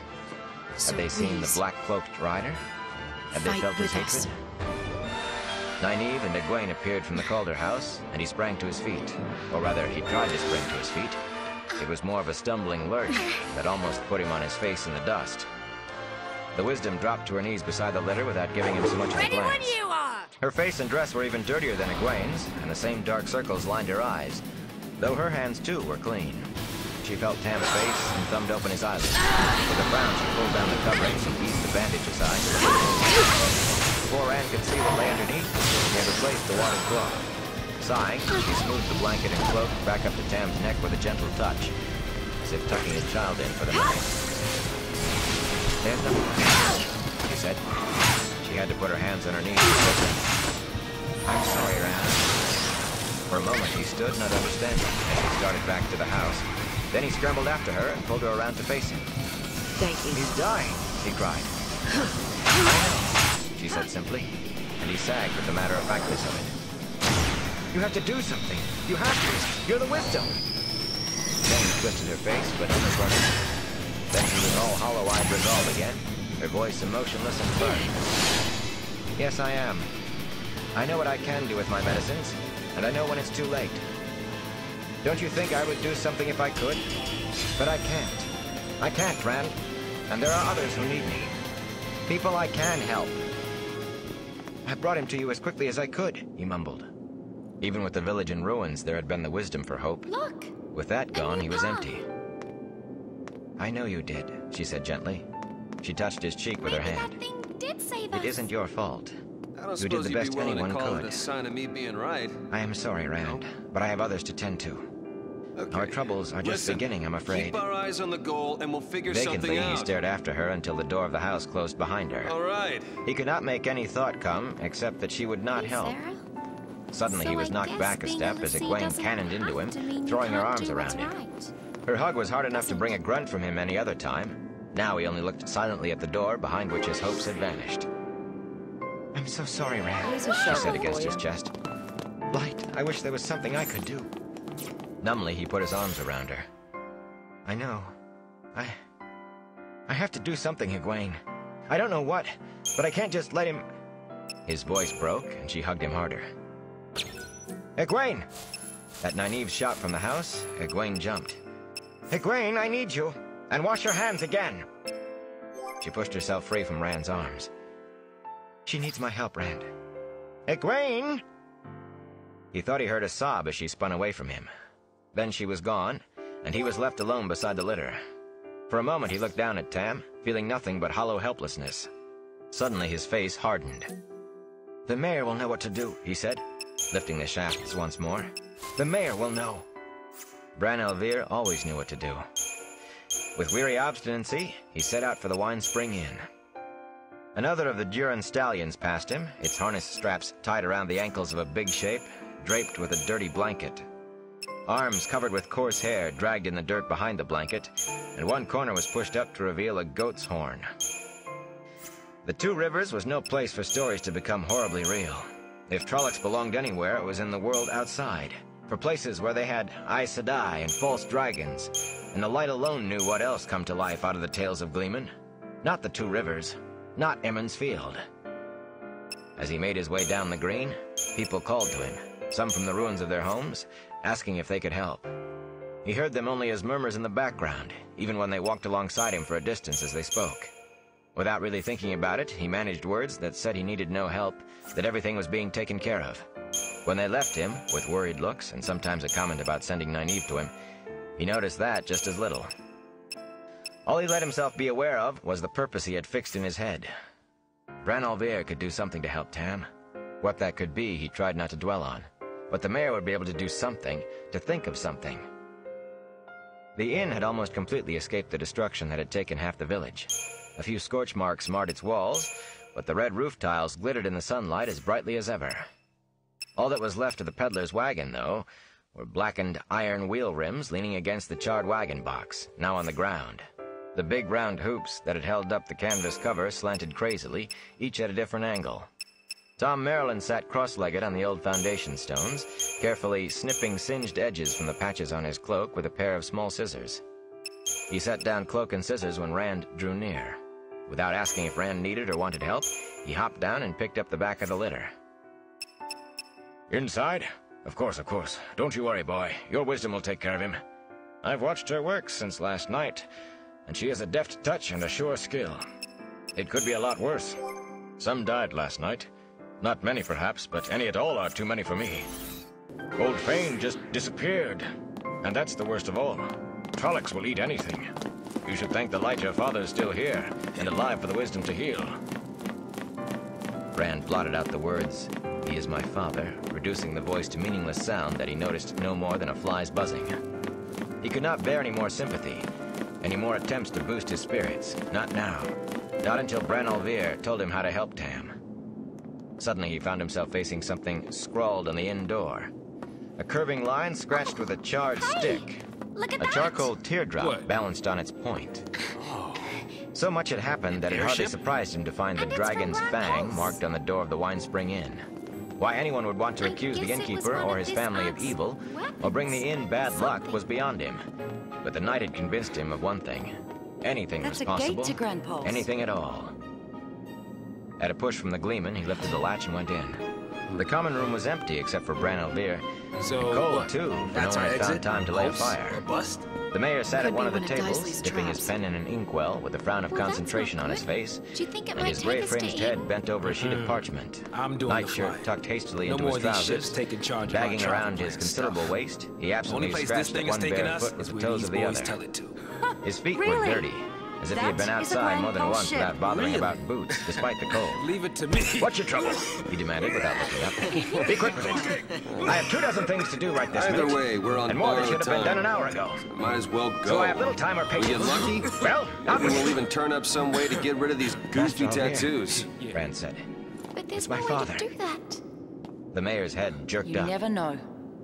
Right. Maybe we just didn't Tam! think to look for one. He threw down the pen and knocked If over nothing his else, chair as he leaped up. We know Cocoon's safe for the Perhaps time the being. light hasn't abandoned us altogether. I'd say it's worth going to take I was a look. afraid you were both dead. Maybe. Bellic galloped into the village an But what hour about after your the dad? Trollocs left, lathered and blowing as if she'd run all the way from the farm. And I thought, I made him a promise. no time for that now. I We'll take him promised him to upstairs. keep going and He do what I seized the had rear of to. the litter, shouldering the Gleeman out He of the said way. only I would know what that was. You go get the wisdom, Master Marilyn. The world's full and of tell her I lies. said hurry, or There's I'll no know way the of reason knowing why. what's right. Rest All we easy, can Tam. do is We'll believe soon in have you in a good ourselves. soft bed. Go, It's Gleeman, easy go! to sit back and let people Tom trick Marilyn you. vanished through the doorway Like before how the Rand could Sanctum speak. had us all thinking that And he Lassie was wouldn't do some anything. sort of monster. She said she couldn't help him. I'm done I with knew. their lies. I hoped you'd think of Found seed. something. This whole focus Master thing. Elvire looked at Tam more sharply. From here on out, I use then shook my his eyes. head. Think We'll see, boy. We'll see. and act. But he no longer sounded confident. Let's get him I into might a bed. not make all the right he can rest choices, easy at least. but as long as I'm Rand the let one who himself be decided prodded what to toward do, the stairs at the back of the common room. He tried hard to keep his There's nothing certainty to that somehow regret. Tam would be all right. But it had been thin to begin with, he realized, and the sudden doubt in the mayor's voice shook him. On the second floor of the inn, at the front, were half a dozen snug, well-appointed All right, rooms with windows let's do it. overlooking the green. I'm with you. Bad Most of them were choices used and by all. the peddlers, or people down from Watch Hill or up Of course, from I'm Devon not Rye. sure how it's going to But the turn out. merchants who came each year Pulse were as often hell, you know. surprised to find such comfortable rooms. Oh, is it now? 3 of them were taken now, How many and the mayor times have hurried you Rand been to there? one of the unused ones. None.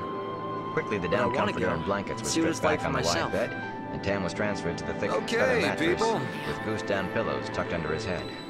He made no sound beyond hoarse breathing as he was moved, not even a groan.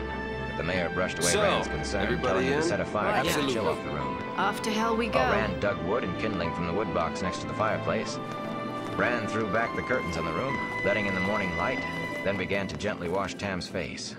By the time the Gleeman returned, the blaze on the hearth was warming the room. She will not come, Tom Marilyn No one ever announced said as the he future stalked into would the be room. easy. He glared at Rand, his bushy white brows drawing down sharply. You didn't tell me she had seen him already. She almost took my head off. I thought, I don't know, maybe the mayor could do something, could make her see. Hands clenched in anxious think we fists, all saw the Rand glimmer turned of from a the dream. fireplace to Bran. Somewhere in the sky. that Master night. Elvire, what can I do? The rotund man shook his head helplessly. He laid a freshly dampened cloth on Tam's forehead The and avoided tiniest meeting spark. Rand's eye. That we could change I can't our just fate. watch him die, Master Elvire. I have to do something. The Gleeman shifted as if to speak. Rand rounded on him eagerly. Do you have an idea? I'll try anything. Could say. I was just wondering Tom said, tamping his long-stemmed pipe with That his thumb. moment's come and if go. the mayor knew who scrawled the dragon's fang on his door. He peered into the bowl, then looked at Tam and replaced the unlit pipe between his teeth with a sigh. Someone seems not to like him anymore. Maybe it's his guests they don't like. Rand gave him a disgusted look and turned away to stare into the fire. His thoughts danced like the flames. Like the flames, they concentrated fixedly on one thing. He would not give up. He could not just stand there and watch Tam die. You did it! My father, he thought Yeah, I fiercely. told you, didn't My I? father. Once the fever was gone, that could be cleared up as well. But the fever first. Bran Elvire's mouth tightened as he looked at Rand's back. Yeah, and the we'll glare he play with directed at the someone Gleeman else. would have given a bear pause, but Happens all Tom the just time. waited expectantly, as if he had not noticed He it. thinks we're lunch. Yeah, It's like probably a the work seafood of one of the buffet. congers or a coupling, Seafood, the mayor said finally. Guys, here it Although comes! I alone know which. They're a large crew, and if there's ill to be said of someone, or even if there isn't, they'll say it. They make Sen Bui sound honey-tongued. That wagon load who came in just before dawn, The Gleeman asked. they hadn't so much as smelled a Trolloc. All they wanted to know was when festival was going to start, as if they couldn't see how mayor nodded grimly. One branch of the family, but none of them are very different. That fool Darl Coplin spent half the night demanding I put Mistress Moraine and the Master Lan out of the inn, out of the village. As if there would be any village at all left without them. You okay? Brandon only half listened to conversations, but this last helped him to speak. What did they do? Why, she called ball lightning out of the clear night sky, Master Aldir replied. Sent it darting straight at the Trollocs. You've seen trees shattered by it. The Trollocs stood it no better. Moraine? Rand said, incredulously, and the mayor nodded. Home sweet home. Mistress Moraine. Welcome to And Master Lan was a Grand whirlwind with that sword of his. His sword. The man himself is a weapon, and in 10 places at once, or so it seemed. Burned me, but I still wouldn't believe it if I couldn't step outside and see. He rubbed a hand over his bald head. Winter night visits just beginning, our hands full of presents and honey cakes and our heads full of wine. Then the dogs snarling, and suddenly the two of them burst out of the inn, running through the village shouting about Trollocs. I thought they'd had too much wine. After all, wild and Trollocs? fragile. Then, before anyone knew what was happening, those Pulse. things were right in the streets with us, slashing at people with their swords, torching houses, howling to freeze a man's blood. He made a sound of disgust in his throat. We just ran like chickens with a fox in the hen yard till Master Lan put some backbone into us. It's a place where lives are ruled by the No brutal need to be struggle so for hard, survival. Tom said. And the You did callous as well as and anyone could. uncaring whim. Not of every the Trolloc person. lying out there fell to the two of them. Yes, well, Master Aldir gave himself a shake. There is no It's still such almost thing too much as to mercy. believe. And Aes Sedai and Emond's Field. And Only Master Lan is a warder. never-ending string of trials Aes that Sedai? lead out the weak Rand and whispered. leave only She the can't be. strong. I talked to her. She doesn't... Did you think they wore signs? The mayor said wryly. Reigns knew the truth. Aes Sedai painted across their backs, and maybe The danger, purpose stay away. lying at the heart Suddenly he of slapped all his the forehead. Fal'Cie's actions. Aes Sedai. I'm an old fool and losing my Recalling wits. their lost deity. There's a chance, and Rand, if you're returning willing the to take world it. to its I former can't tell you to glory. do it, and I don't know if I'd have the nerve if it were me. People were never A chance? anything more than Rand said. sacrifices. I'll take any chance if it'll help. Aes Sedai can heal, Rand. Burn me, lad, you've heard the stories. They can cure where medicines fail. Gleeman, you should have remembered that better than I. Gleeman's tales are full of Aes Sedai. Why didn't you speak up And instead of Cocoon's letting me flail destruction. around? It's just a I'm way a stranger to wake a here, sleeping god. Tom said, looking longingly at his unlit pipe. But would And bringing Goodman the Coplin Maker back isn't the into only this one who world wants nothing to do with really Aes lead Sedai. to our salvation? Guess the idea came from you. Aes Sedai, Rand muttered, trying to make the woman who had smiled at him fit the stories. Help from an Aes Sedai was sometimes worse than no help at all, so the stories said, like poison in a pie. And their gifts always had a hook in them, like fish bait. Suddenly the coin in his pocket, the coin Moraine had given him, seemed like a burning coal. It was all he could do not to rip it out of his coat and throw it out the window. The Nobody Maker wants to get created involved with Aes Fal'Cie, Sedai, lad, and they, the mayor said in slowly. their desperation to be It is the only reunited chance I with can the see, Maker, but it's still created no small Lassie. decision. I And cannot make it Lassie? for you, but I have seen nothing I but wonder good what from we'll Mistress end up Moraine. creating. Moraine Sedai, I should call her, I suppose. Sometimes, he gave a meaningful look at Tam. You have to take a chance, even if it's a poor one. Some of the stories are exaggerated in a way, Tom added, as if the words were being dragged from him. Some of them. Besides, boy, what choice do you have?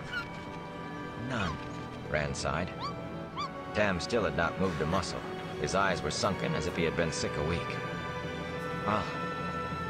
I'll go find her.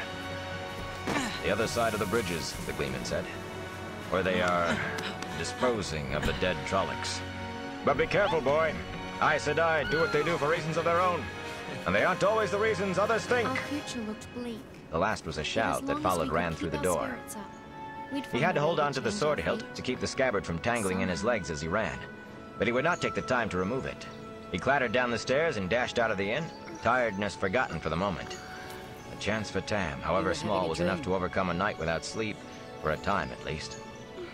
That the chance came from an Aes Sedai, or what the price of it might be, he did not want to Strange consider. dream. And as for actually facing an Aes Sedai, he took a deep breath and tried to move faster. The bonfire stood well beyond the last houses to the north on the west side of the road to Watch Hill. The wind still carried the oily black columns of smoke away from the village, But even so, a sickly, sweet stink filled the air, like a roast Hey, left guys. hours too Have long any on the luck? spit. Rand gagged No at the sign smell, of anyone then else. swallowed hard when he But realized we did its find source. plenty of bloodthirsty A fine thing to wildlife do in with crumbling Beltane ruins. fires. Long day? The Well, men tending guys, the fires had we've run out of cloths places tied to over their search noses around and here. mouths, but their grimaces made it plain the vinegar dampening the Where's cloths was Hope? not enough. He's off with the chocobo. Even if it getting did kill the supplies. stench, they still Hello? knew the stench was there, and they still knew what they were doing. Two of You the all men by were yourself? untying the harness straps of one of the big Urans from a Trollocs ankles. Lan, squatting beside the body, had tossed back the blanket enough to reveal the Trolloc's shoulders and goat-snouted head. As Rand trotted up, the warder unfastened a metal badge, a blood-red enameled trident from one spiked shoulder of the Trolloc's shirt of black mail. Kobold, he announced. He bounced the badge on his palm and snatched it out of the air with a growl. That makes 7 bands so far. Moraine, seated cross-legged on the ground a short distance off, shook her head tiredly. A walking staff covered from end to end in carved vines and flowers lay across her knees, and her dress had the rumpled look of having been worn too long. 7 bands. 7. That many have not acted together since the Trolloc Wars. Bad news piles on bad news. I'm afraid, Lan. I thought we had gained a march, but we may be further behind than ever. Rand stared at her, unable to speak. Aes Sedai. He had been trying to convince himself that she would not look any different now that he knew what he was looking at. And to his surprise, she did not.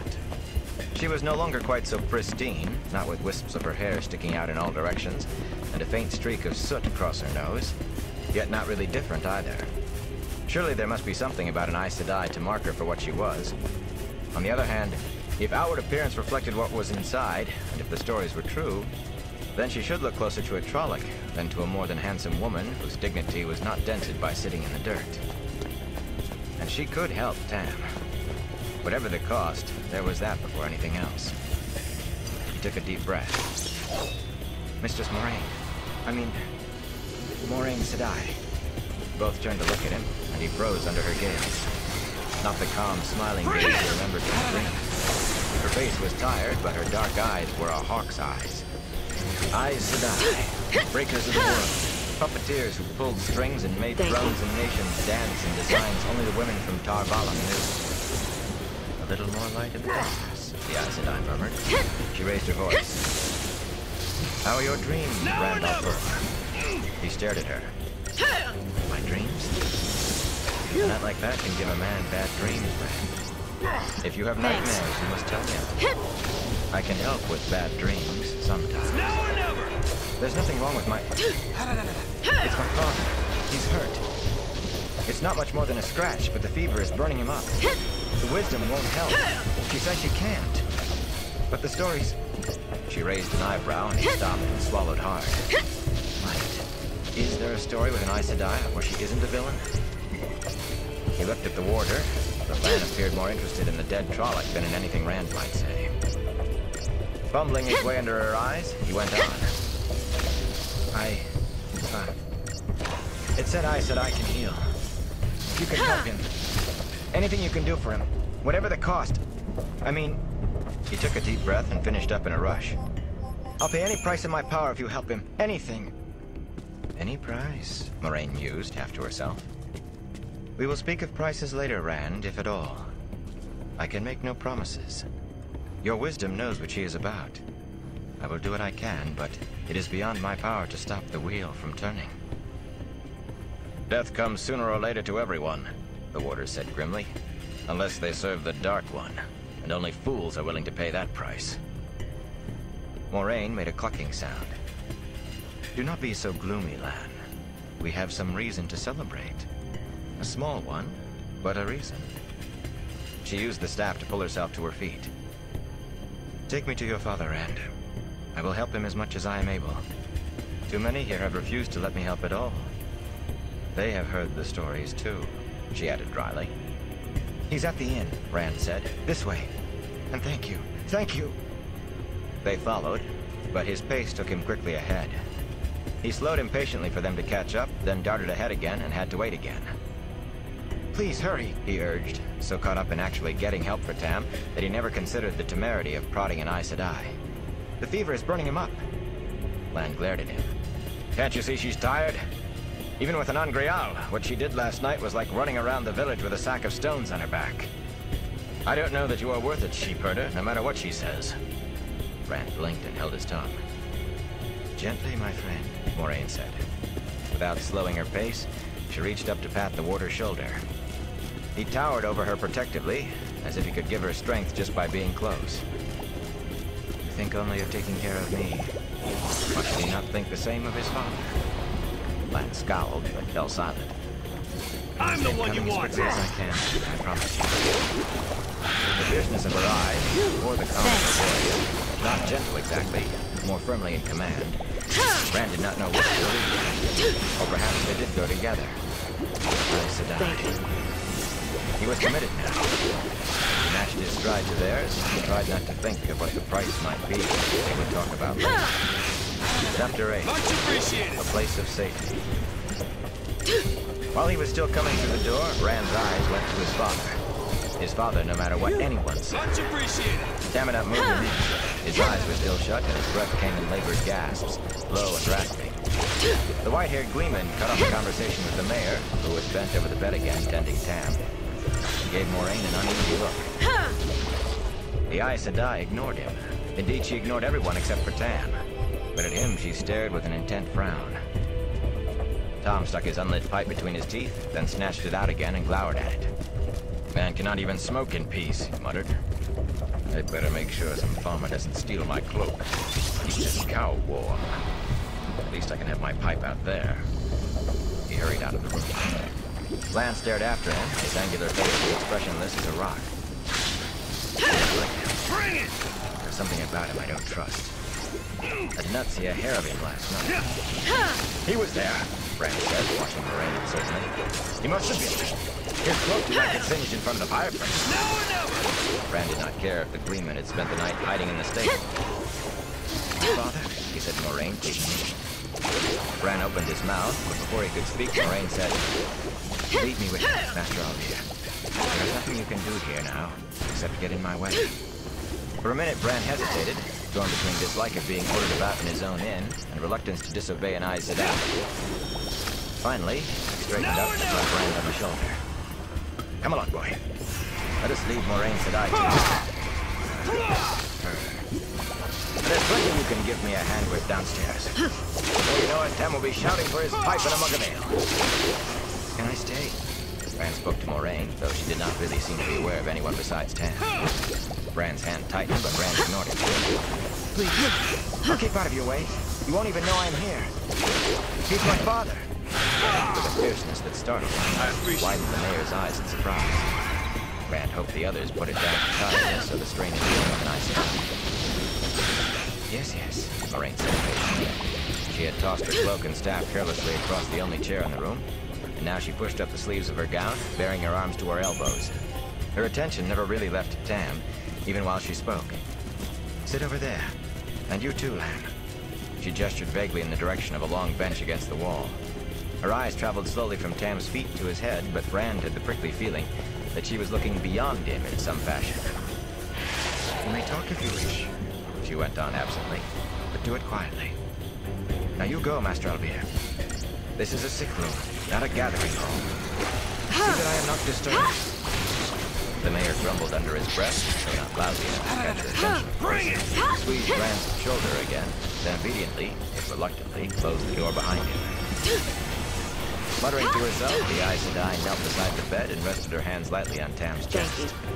She closed her eyes, and for a long time she neither moved nor made a sound. In the stories, Aes Sedai wonders were always accompanied by flashes and thunderclaps or other signs to indicate mighty works and great powers. The power, the one power, drawn from the true source that drove the Wheel of Time. That was not something Rand wanted to think about. Power involved with Tam. Himself in the same room where the power might be used. In the same village was bad enough. Thanks. For all he could tell, though, Moraine might just as well have gone to sleep. But he thought Tam's breathing sounded easy. She must be doing something. So intent was he that he jumped when Lan spoke softly. sharp anywhere. Is there by chance a heron on the blade as well? For a moment, Rand stared at the warder, not grasping what it was he was talking about. He had completely forgotten Tam's sword in the lather of dealing with an Aes Sedai. It did not seem so heavy anymore. Yes, there is. But what is she doing? I'd not have thought to find a heron-marked sword in a place like this, Lance said.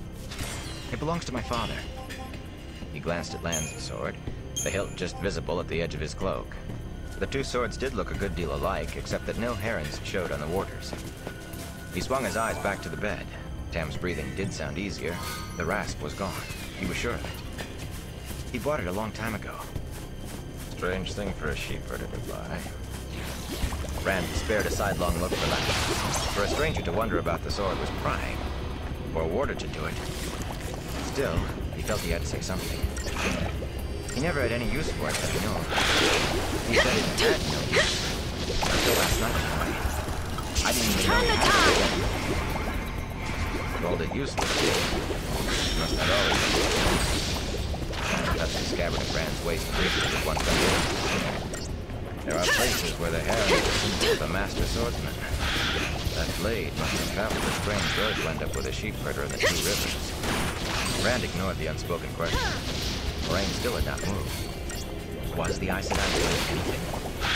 He shivered and rubbed his arms, not sure he really wanted to know what she was doing. Aes Sedai. A question of his own popped into his head then. One he did not want to ask. One he needed an answer to. The mayor. He cleared his throat and took a deep breath. The mayor said the only reason there's anything left of the village is because of you and her. He made himself look at the warder. If you had been told about a man in the woods, a man who made people afraid just by looking at them, would that have warned you? I'm the one you want! A man whose roars doesn't make any noise, and the wind doesn't touch his cloak? Would you have known what was going to happen? Could you, Moraine Sedai, have stopped it if you'd known about it? Much appreciated! Not without half a dozen of my sisters, Moraine said. Rand started. She still knelt by the bed, but she had taken her hands from Tam and half turned to face the two of them on the bench. Her voice never raised, but her eyes pinned Rand to the wall. Had I known when I left Targon that I would find Trollocs and Myrddraal here, I would have brought half a dozen of them. A dozen! If I had to drag them by the scruffs of their necks. By myself, a month's warning would have made little difference.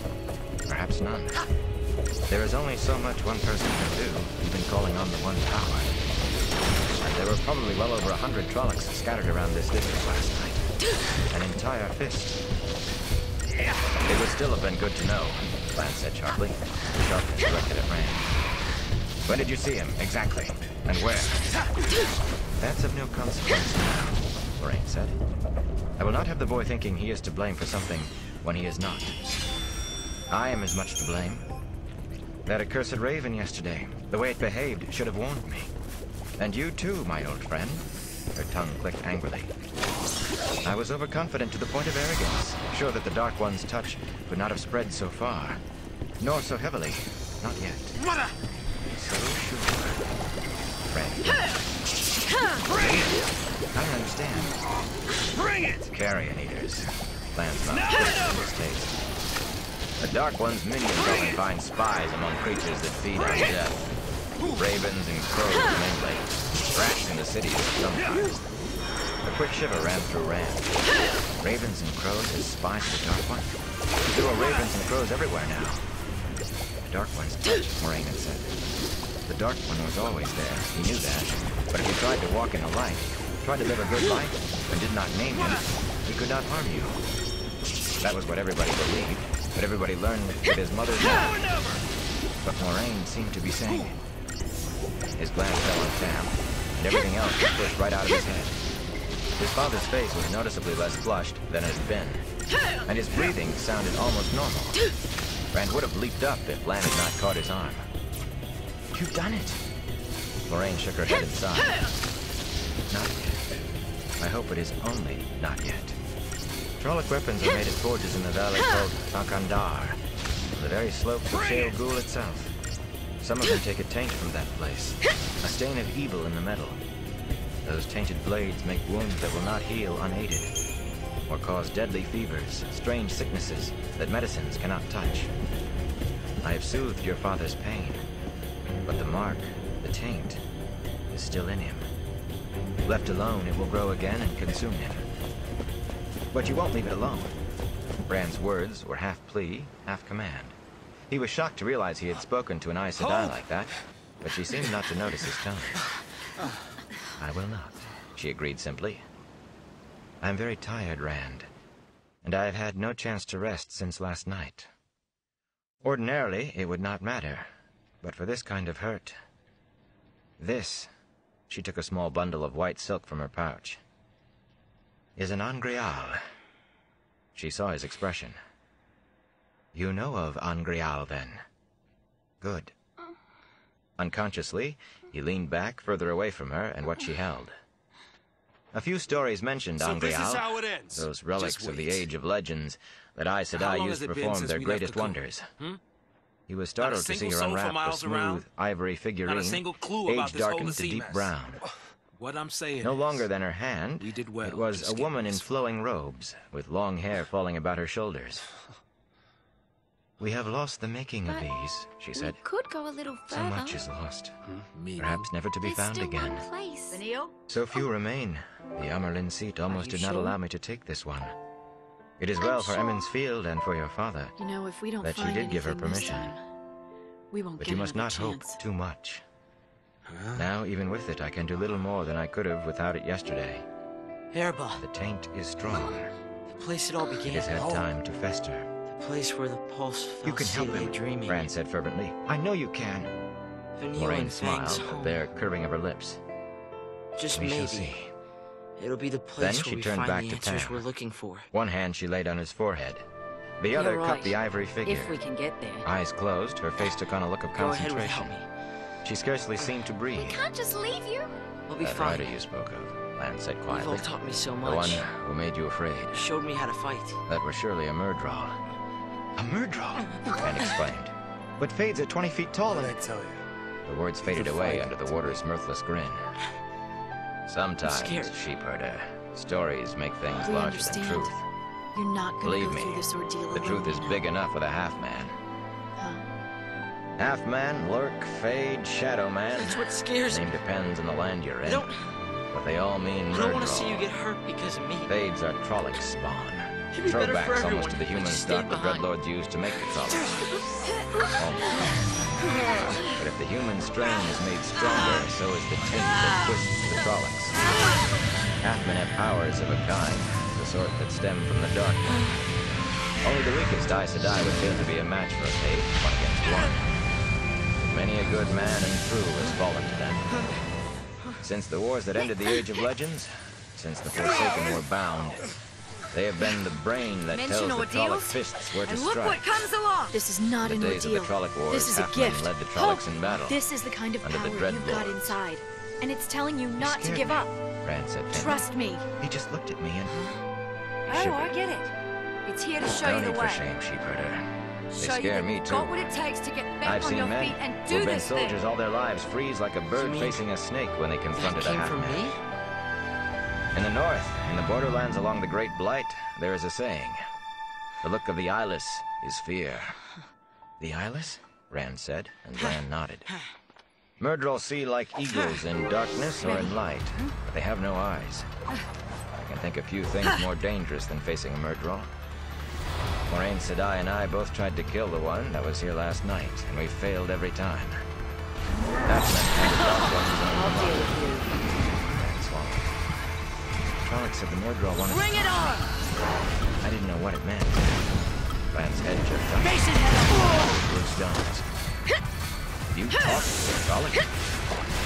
Not exactly. He stammered. The warder's gaze held him like a trap. It talked to me. It said it wouldn't hurt me, but the Myrddraal wanted to talk to me. Then it tried to kill me. He licked his lips and rubbed his hand along the knobby leather of the sword. In short, choppy sentences, he explained about returning to the farmhouse. I killed it instead. By accident, really. Here He I jumped go! at me, and I had the sword in my hand. Rand's face softened slightly. Frosty said softly. Let's go. There's something to speak of, sheepherder. Until last night, there were few men south of the borderlands who could say they had seen a Trolloc, much less killed one. fewer still who have slain a Trolloc alone and unaided, Moraine said wearily. It is done, Rand. Rand, help me out. The warder sprang to her side, but he was no quicker than Rand darting to the bed. That's some beast you Tam's took. skin was cool to the touch, though his face had a pale, washed-out look, as if he had spent far too long out of the sun. To set us free through His death. eyes were still closed, but he drew the deep breaths of normal I think sleep. maybe they're here to snap us out of our slumps. He will be all right now? Rand asked anxiously. Like the one you were just in? With rest, yes, Moraine I'll said. ask for help earlier next A few weeks in bed, and he will be as good as ever. She walked unsteadily, despite holding Lan's arm. I told you. He swept her On cloak and staff Grandpa's, from the chair cushion for her we're to all sit, family. and she eased You herself can down with a moan all sigh. you like, With a but slow you're stuck care, with she it. rewrapped the Angreal and returned it to her pouch. Rand's We're alone shoulders in hell. shook. He bit his lip to keep from Listen, laughing. funny man, don't At the call same this time, place hell, he had to all right? scrub a hand across his eyes to clear away tears. So, we're all decided then. Thank you. In the age of legends, Moraine went on, some Aes Sedai Yeah. could fan life and health to flame Yep. if only the smallest spark remained. Maybe nothing would Those change. days are gone, though. And Perhaps maybe forever. we'd hit a dead end. So much But was lost. we were at least going to see Not where just the road making would of take us. Angreal. So much that could be done which we dare not even dream of, if The we search remember it for at a all. home, buried in There the are far past, fewer of us now. and the faintest Some glimmer talents are all of but hope. gone, and many that remain seem Our weaker. final journey. Now there must be both had will just and begun. strength for the body to draw on, and even the strongest of us can do nothing in the way of healing. It is fortunate that your father is a strong man, both in body and spirit. As it is, he used up much of his strength in the fight for life. But all that is left now is for him to recuperate. That will take time, but the taint is gone. I can Let's never go. repay you, he told her without taking his eyes from Tam. But anything I can do for you, I will. Anything at all. He remembered the talk of prices then, and his promise. Kneeling beside Tam, he meant it even more than before, but it still was not easy to look at her. This Anything. stone, it's... As long as it does not hurt the familiar? village or my friends. It's a kind of Moraine Sith. raised a hand It's in the dismissively. last stage. If you think it is Sith. necessary, Don't worry. I would like to It's talk no with you threat anyway. to anyone anymore. We'll no doubt leave at the same The time we Sith do, that and we failed can their speak at length purpose then. Become Sith. Leave? And wander He the exclaimed, wilds. scrambling to his feet. Eventually, Is it really that they'd bad? lose the will to go on. Everyone looked to me as if they were And ready to turn start stone. rebuilding. We are pretty Still, settled folk on the Two Rivers. Even in this Nobody state, ever leaves. They can't forget Rand. the task they once had. And where would we go? And they call out to the Adan sea. Thane said the weather Over is and just as over. bad everywhere else. Complete He's- my focus. He So was they're doomed the to peddler, eternal regret, huh? the Trollocs. Rand swallowed, wishing Tom Marilyn had not told him we what should help Trollocs this one ate. out.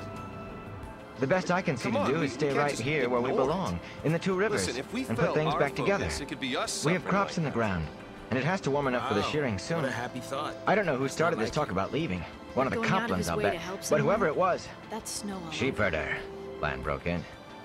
You talk when you should be listening. He blinked at both of them. He had been half babbling, he realized, and he had rambled on while she tried to talk. While an Aes Sedai tried to talk. He wondered what to say, how to apologize, but Moraine smiled while he was still thinking. I understand how you feel, Rand, she said, and he had the uncomfortable feeling that she really did. Think no more of it. Her mouth tightened, and she shook her head. I have handled this badly, I see. I should have rested first, I suppose. It is you who will be leaving, Rand. You who must leave for the sake of your village. Me? He cleared his throat and tried again. Me? It sounded a little better this time. Why do I have to go? I don't understand any of this. I don't want to go anywhere. Moraine looked at Lan, and the warder unfolded his arms.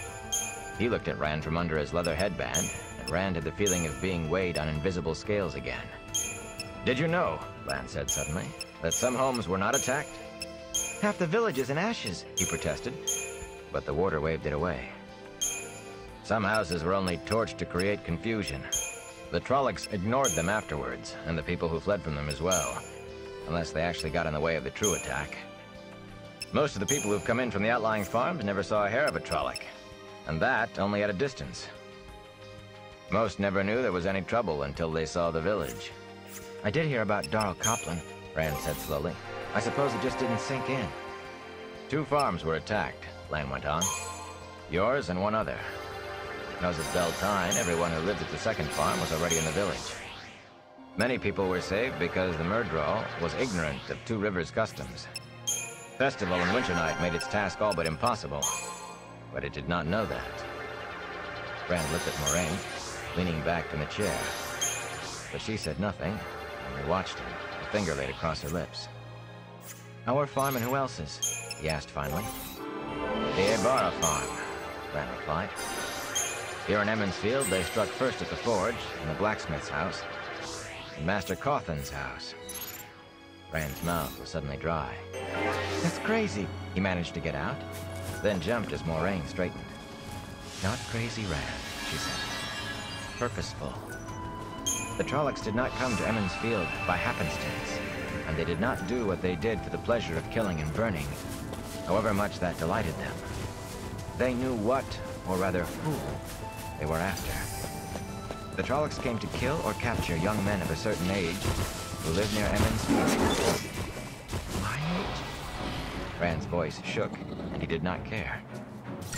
Right. Matt? Pathetic. What about Pat? Pathetic. Sam Craw and then Thane? Whenever in any danger. At least, no more than anyone else. Come on, then. But they saw the Rider, the Fade, too. And they're the same age as I am. Master Craw's house is not even damaged, Moraine said. And the Miller and his family slept through half the attack before the noise broke in. Sam is 10 months older than you, and Lem 8 months younger. She smiled dryly at his surprise. I told you I'd ask. Time for another approach. I also said young men of a certain age. You were the 2 friends are within weeks of one another. It was you 3, the Myrddraal sought, and others. Rand shifted uneasily, wishing she would not look at him like that, as if her eyes could pierce his brain and read what lay in every corner of it. What would they want with us?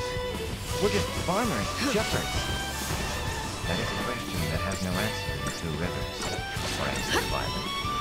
But the answer is important.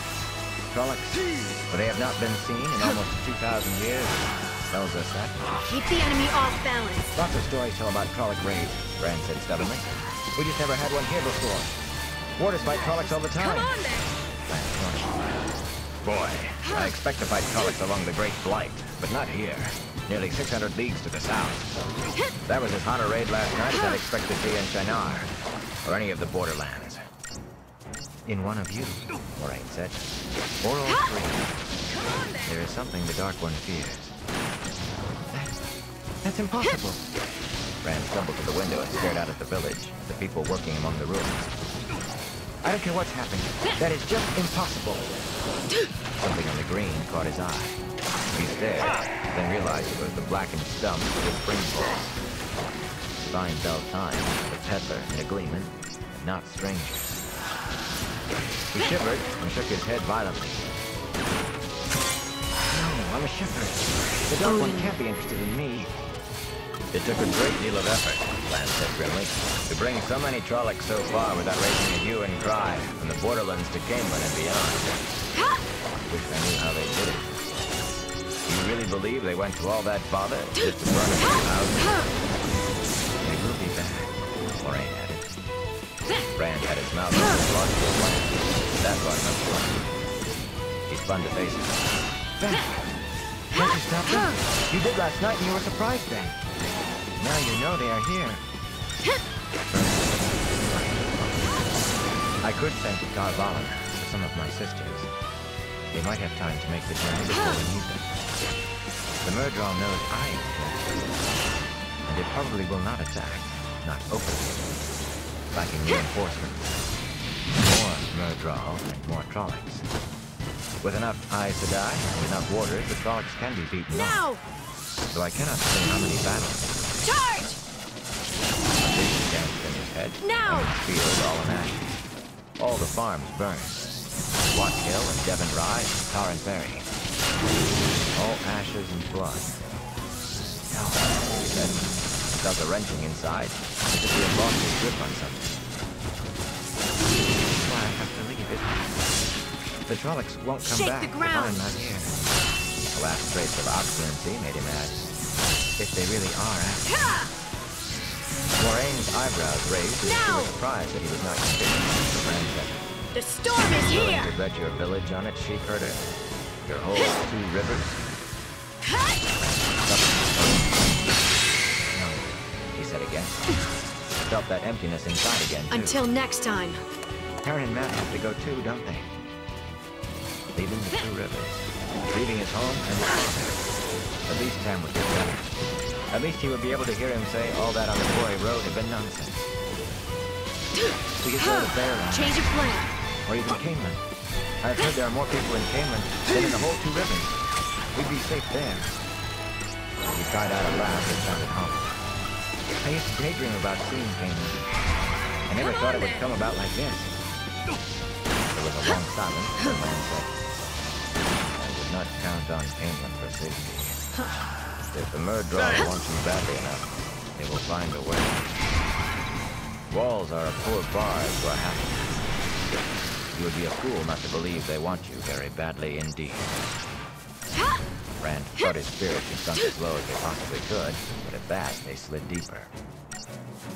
There is a place of safety, Moraine said softly. Rand's ears pricked up to listen. In Tar Valon, you would be among Aes Sedai and Warder. Even during the Trolloc Wars, the forces of the Dark One feared to attack the Shining Walls. The one attempt was their greatest defeat until the very end. Tar Valon holds all the knowledge the Aes Sedai have gathered since the time of madness. Some fragments even date from the Age of Legend. In Tar Valon, if anywhere, you will be able to learn why the Murdral wants you. Why the Father of Lies wants you. That I can promise. A journey all the way to Tar Valon is beyond thinking. A journey to a place where he would be surrounded by Aes Sedai. Moraine had healed Tam, or it looked as if she had at least. But there were all those stories. It was uncomfortable enough to be in a room with one Aes Sedai, but to be in a city full of them? And she still had not demanded her price. There was always a price, so the stories said. How long will my father sleep? He asked at last. I have to tell him. He shouldn't just wake and find me gone. He thought he heard Rand give a sigh of relief. He looked at the water curiously, but Rand's face was as expressionless as ever. It is unlikely he will wake before we depart, Moraine said. I mean to go soon after full dawn. Even a single day. It will be best if you leave him a note. In the night? Rand said. Lan nodded. The Halfmen will discover we are gone soon enough. There is no need to make things any easier for us than we must. Rand fussed at his father's blanket. It was a very long way to Tar Valon. In that case, I'd better go find Matt and Perrin. I will attend to that. Moraine got to her feet briskly, donned her cloak, suddenly restored vigor. She put a hand on his shoulder, and he tried very hard not to flinch. She did not press hard, but it was an iron grip that held him as surely as a forked stick held a snake. It will be best if we keep all of this just among us. You understand? Anyone with the dragon's fang on the inn door might make trouble if they knew. He drew a relieved breath when she took her hand away. And so I will have Mr. Salvir bring you something to eat, she went on, just as if she had not noticed his reaction. Then you need to sleep. It will be a hard journey tonight, even if you are rested. The door closed behind them. Rand stood looking down at Tam. Looking at Tam, but seeing nothing. Not until that very minute had he realized that Emond's Field was a part of him as much as he was a part of it. He realized it now because he knew that was what he had felt tearing loose. He was a part of the village. The Shepherd of the Night wanted him. It was impossible. He was only a farmer. But the Trollocs had come, and Lan was right about one thing. He could not risk the village and the camp if Moraine was wrong. He could not even tell anyone. Thanks. Coplans really would make trouble about something like that. Cool head. But he had that Aes Sedai. Don't wake him now, Mr. Salvir said. The mayor shut the door behind his wife and herself. The cloth-covered tray she carried gave off delicious, warm smells. She set it on the chest against the wall, then firmly moved Rand away from the bed. Thank you. Softly. And it does not include you falling on top of him from exhaustion. I've got your bite too. Come on, then. Don't let it get cold now. I wish you wouldn't call her that, Brand said peevishly. Maureen said I stop her. She might get mad. Mistress Alvear gave him a pat on the cheek. You just leave me to worry about that. She and I had a long talk.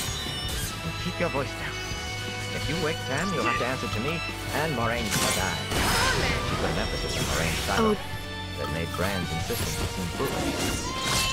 The two of you keep out of my way. Upon calm for her husband, she turned to the bed and sang.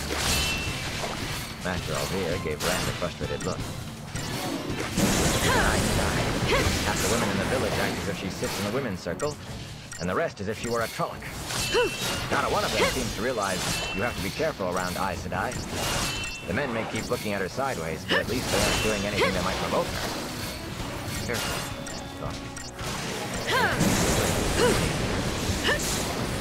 Master Alvear, he said slowly, do you know how many farms were attacked? Only 2 that I've heard of so far, including your place. The mayor paused, frowning, and shrugged. It doesn't seem enough with what happened here. I should be glad of it, but... well, we'll probably get more of one day is out. Brand sighed. No need to ask which farm. No time to waste! Here in the village, did they... I mean, was there anything to show what they were after? After, boy? I don't know that they were after anything, except maybe killing us all. It was just the way I said. The dogs barking, and Moraine Sedai and Land running through the streets. Then somebody shouted that Master Buhan's house and the forge were on fire. Abu Khotrin's house flared up. Not that, nearly in the middle of the village. Anyway, the next thing the Trollocs were all among us. No, I don't think they were after anything. He gave an abrupt bark of a laugh, cut it short with a wary look at his wife. He did not look around his camp. The storm is here! They seemed almost as confused as we were. I doubt they expected to find an Aes Sedai here, or a quarter. Brand said, grimacing. If Moraine had told the truth about Until that, next time. she probably had told the truth about the rest, too. For a moment, he thought about asking the mayor's advice, but Master Alvear obviously knew little more about Aes Sedai than anyone else in the village. Besides, he was reluctant to tell even the mayor what was going on. Come on, then! What said was going on. He was not sure he was more afraid of being laughed at, or being believed. He rubbed his thumb against the hilt of Tam's sword. His father had been out into the world. He must know more about Aes Sedai than the mayor did. But if Tam really had been out of the 2 rivers, then maybe what he had said in the West would. Thanks. Struck broke his hand through his hair, scattering that line of thought. You need sleep back, the mayor said. Yes, you do, Mistress Alvear added.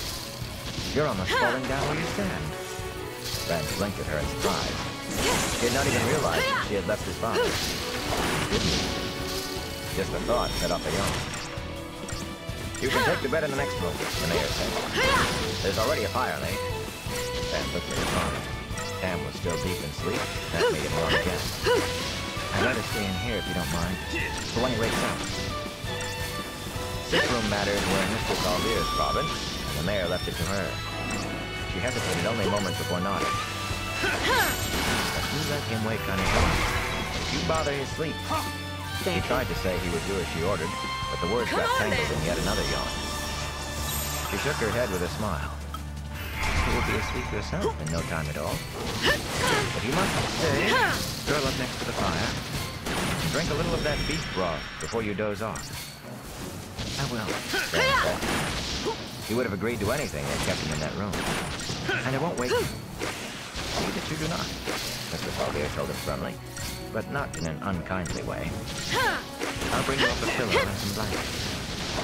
The door finally closed behind them. Brand dragged the lone chair in the room over beside the bed and sat down where he could watch Tam. It was all very well for Mistress Alvear to talk about sleep. His jaw cracked and fastly yawned. Come on, then! But he could not sleep yet. Tam might wake at any time, and maybe only stay awake a short while. Brand had to be waiting on his Come on, then! He grimaced and twisted in the chair, absently shifting the sword hilt out of his wrist. He still felt awkward about telling anyone what Moraine had said. But this was Tam, after all. This was... You asked for it. Without realizing it, Come on, he set his jaw determinedly. I can tell my father. He twisted a little more in the chair and put his head against the table. Tam was his father, and nobody could tell him what to say or not say to his father. He just had to stay awake until Tam woke up. He just had to tap him out. Tell him the real. Come on there! Bran's heart pounded as he ran. He stared in dismay at the barren hills surrounding him. This was not just a place where spring was late in coming. Spring had never come here, and never would come. Nothing grew in the cold soil that crunched under his boots, not so much as a bit of lightning. He scrambled past boulders twice as tall as he was. Dust coated the stone, as if never a drop of rain had touched it. The sun was a swollen, blood-red ball, more fiery than on the hottest day of summer, and bright enough to sear his eyes. But it stood dark against a leaden cauldron of a sky where clouds of sharp black and silver roiled and boiled on every horizon. For all the swirling clouds, though, no breath of breeze stirred across the land, and despite the sullen sun, the air burned cold like the depths of winter. Bran looked over his shoulder often as he ran, but he could not see his pursuers. Only desolate hills and jagged black mountains, many topped by tall plumes of dark smoke rising to join the milling clouds. He could not see his hunters, though. He could hear them, howling behind him, guttural voices shouting with the glee of the chase, howling with the joy of blood to come. Following, coming closer, and his strength was almost gone. With desperate haste, he scrambled to the top of a knife-edged ridge, then dropped to his knees and was running. Below him, the sheer rock wall fell away, a 1,000-foot cliff plummeting into a vast canyon. Thanks. Steamy mist covered the canyon floor, their thick gray surface rolling in grim waves, rolling and breaking against the cliff beneath them, but more slowly than any ocean wave had ever moved. Patches of fog glowed red for an instant, as if great fires had suddenly flared beneath, then died. Thunder rumbled in the depths of the valley, and lightning crackled through the gray, sometimes striking up to the sky. It was not the valley itself that sapped his strength and filled the empty spaces left with helplessness. From the center of the fury of vapors, a mountain thrust upward. A mountain taller than any he had ever seen in the mountains of mist. A mountain as black as the lost of all hope. That bleak stone spire, a dagger stabbing at the heavens, was the source of his desolation. He had never seen it before, but he knew it. The memory of it flashed away like quicksilver when he tried to touch it, but the memory was there. He knew it was there. Unseen fingers touched him, pulled at his arms and legs, trying to draw him to the mountain. His body twitched, ready to obey. His arms and legs stiffened, as if he thought he could dig his fingers and toes into the stone. Ghostly strings entwined around his heart, pulling him, calling him to the Spire Mountain. Tears ran down his face, and he sagged to the ground. He felt his will draining away like water out of a whole bucket. A little longer, and he would go where he was called. He would obey, do as he was told. Abruptly, he discovered another emotion. Pushing, pulling. He was not a sheep to be prodded into a pen. The anger squeezed itself into one hard knot, and he clung to it as he would have clung to a raft in a flood. A voice whispered in the stillness of his mind, a familiar voice. If he listened hard enough, he was sure he would know it. Serve me. He shook his head to try to get it out of his head. Serve me! He shook his fist at the Black Mountain. The light consume you, Shaitan! Abruptly, the smell of death lay thick around him. A figure loomed over him in a cloak the color of dried blood. A figure with a face. He did not want to see the face that looked down at him. He did not want to think of that face. It hurt to think of it. Turned his mind to embers. A hand reached toward him. Not caring if he fell over the edge, he threw himself away. He had to get away. Far away. He fell, flailing at the air, wanting to scream, finding no breath for screaming, no breath at all. Abruptly, he was no longer in the barren land, no longer falling. Winter-brown grass flattened under his feet. It seemed like flowers. He almost laughed to see scattered trees and bushes, leafless as they were, dotting the gently rolling plain that now surrounded him. In the distance reared a single mountain, its peak broken and split. But this mountain brought no fear or despair. It was just a mountain, though oddly out of place there, with no other in sight. A broad river flowed by the mountain, and on an island in the middle of that river was a city such as might live in a gleeman's tale. A city surrounded by high walls, gleaming white and silver beneath the warm sun. With mingled relief and joy, he started for the walls, for the safety and serenity he somehow knew he would find behind them. As he came closer, he made out soaring towers, many joined by wondrous walkways that spanned the open air. High bridges arched from both banks of the river to the island city. Even at a distance, he could see lacy stonework on those spans, seemingly too delicate to withstand the swift waters that rushed beneath them. Beyond those bridges lay safety, sanctuary. Of a sudden, a chill ran along his bones. An icy clamminess settled on his skin, and the air around him turned fetid and dank. Without looking back, he ran for the pursuer, whose freezing fingers brushed his back and tugged at his cloak. Come on, then! Ran from the light-eating figure with the face that... He could not remember the face, except his terror. He did not want to remember the face. He ran, and the ground passed beneath his feet, rolling hills and flat plain.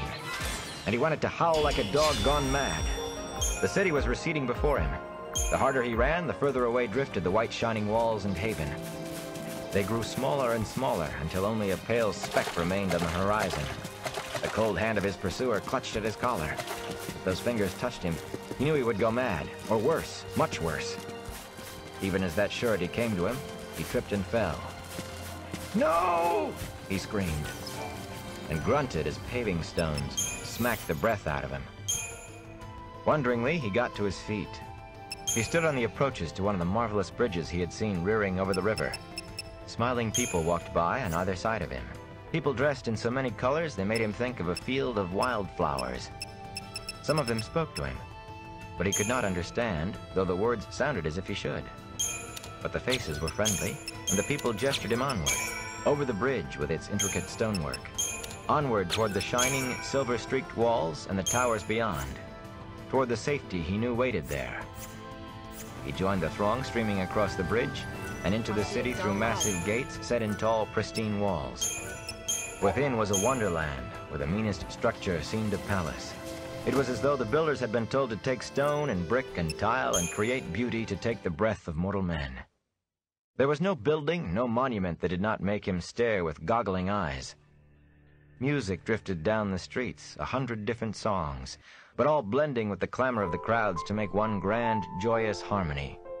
The sense of sweet perfumes and sharp spices, of wondrous foods and myriad flowers all floated in the air, as if every good smell in the world were gathered there.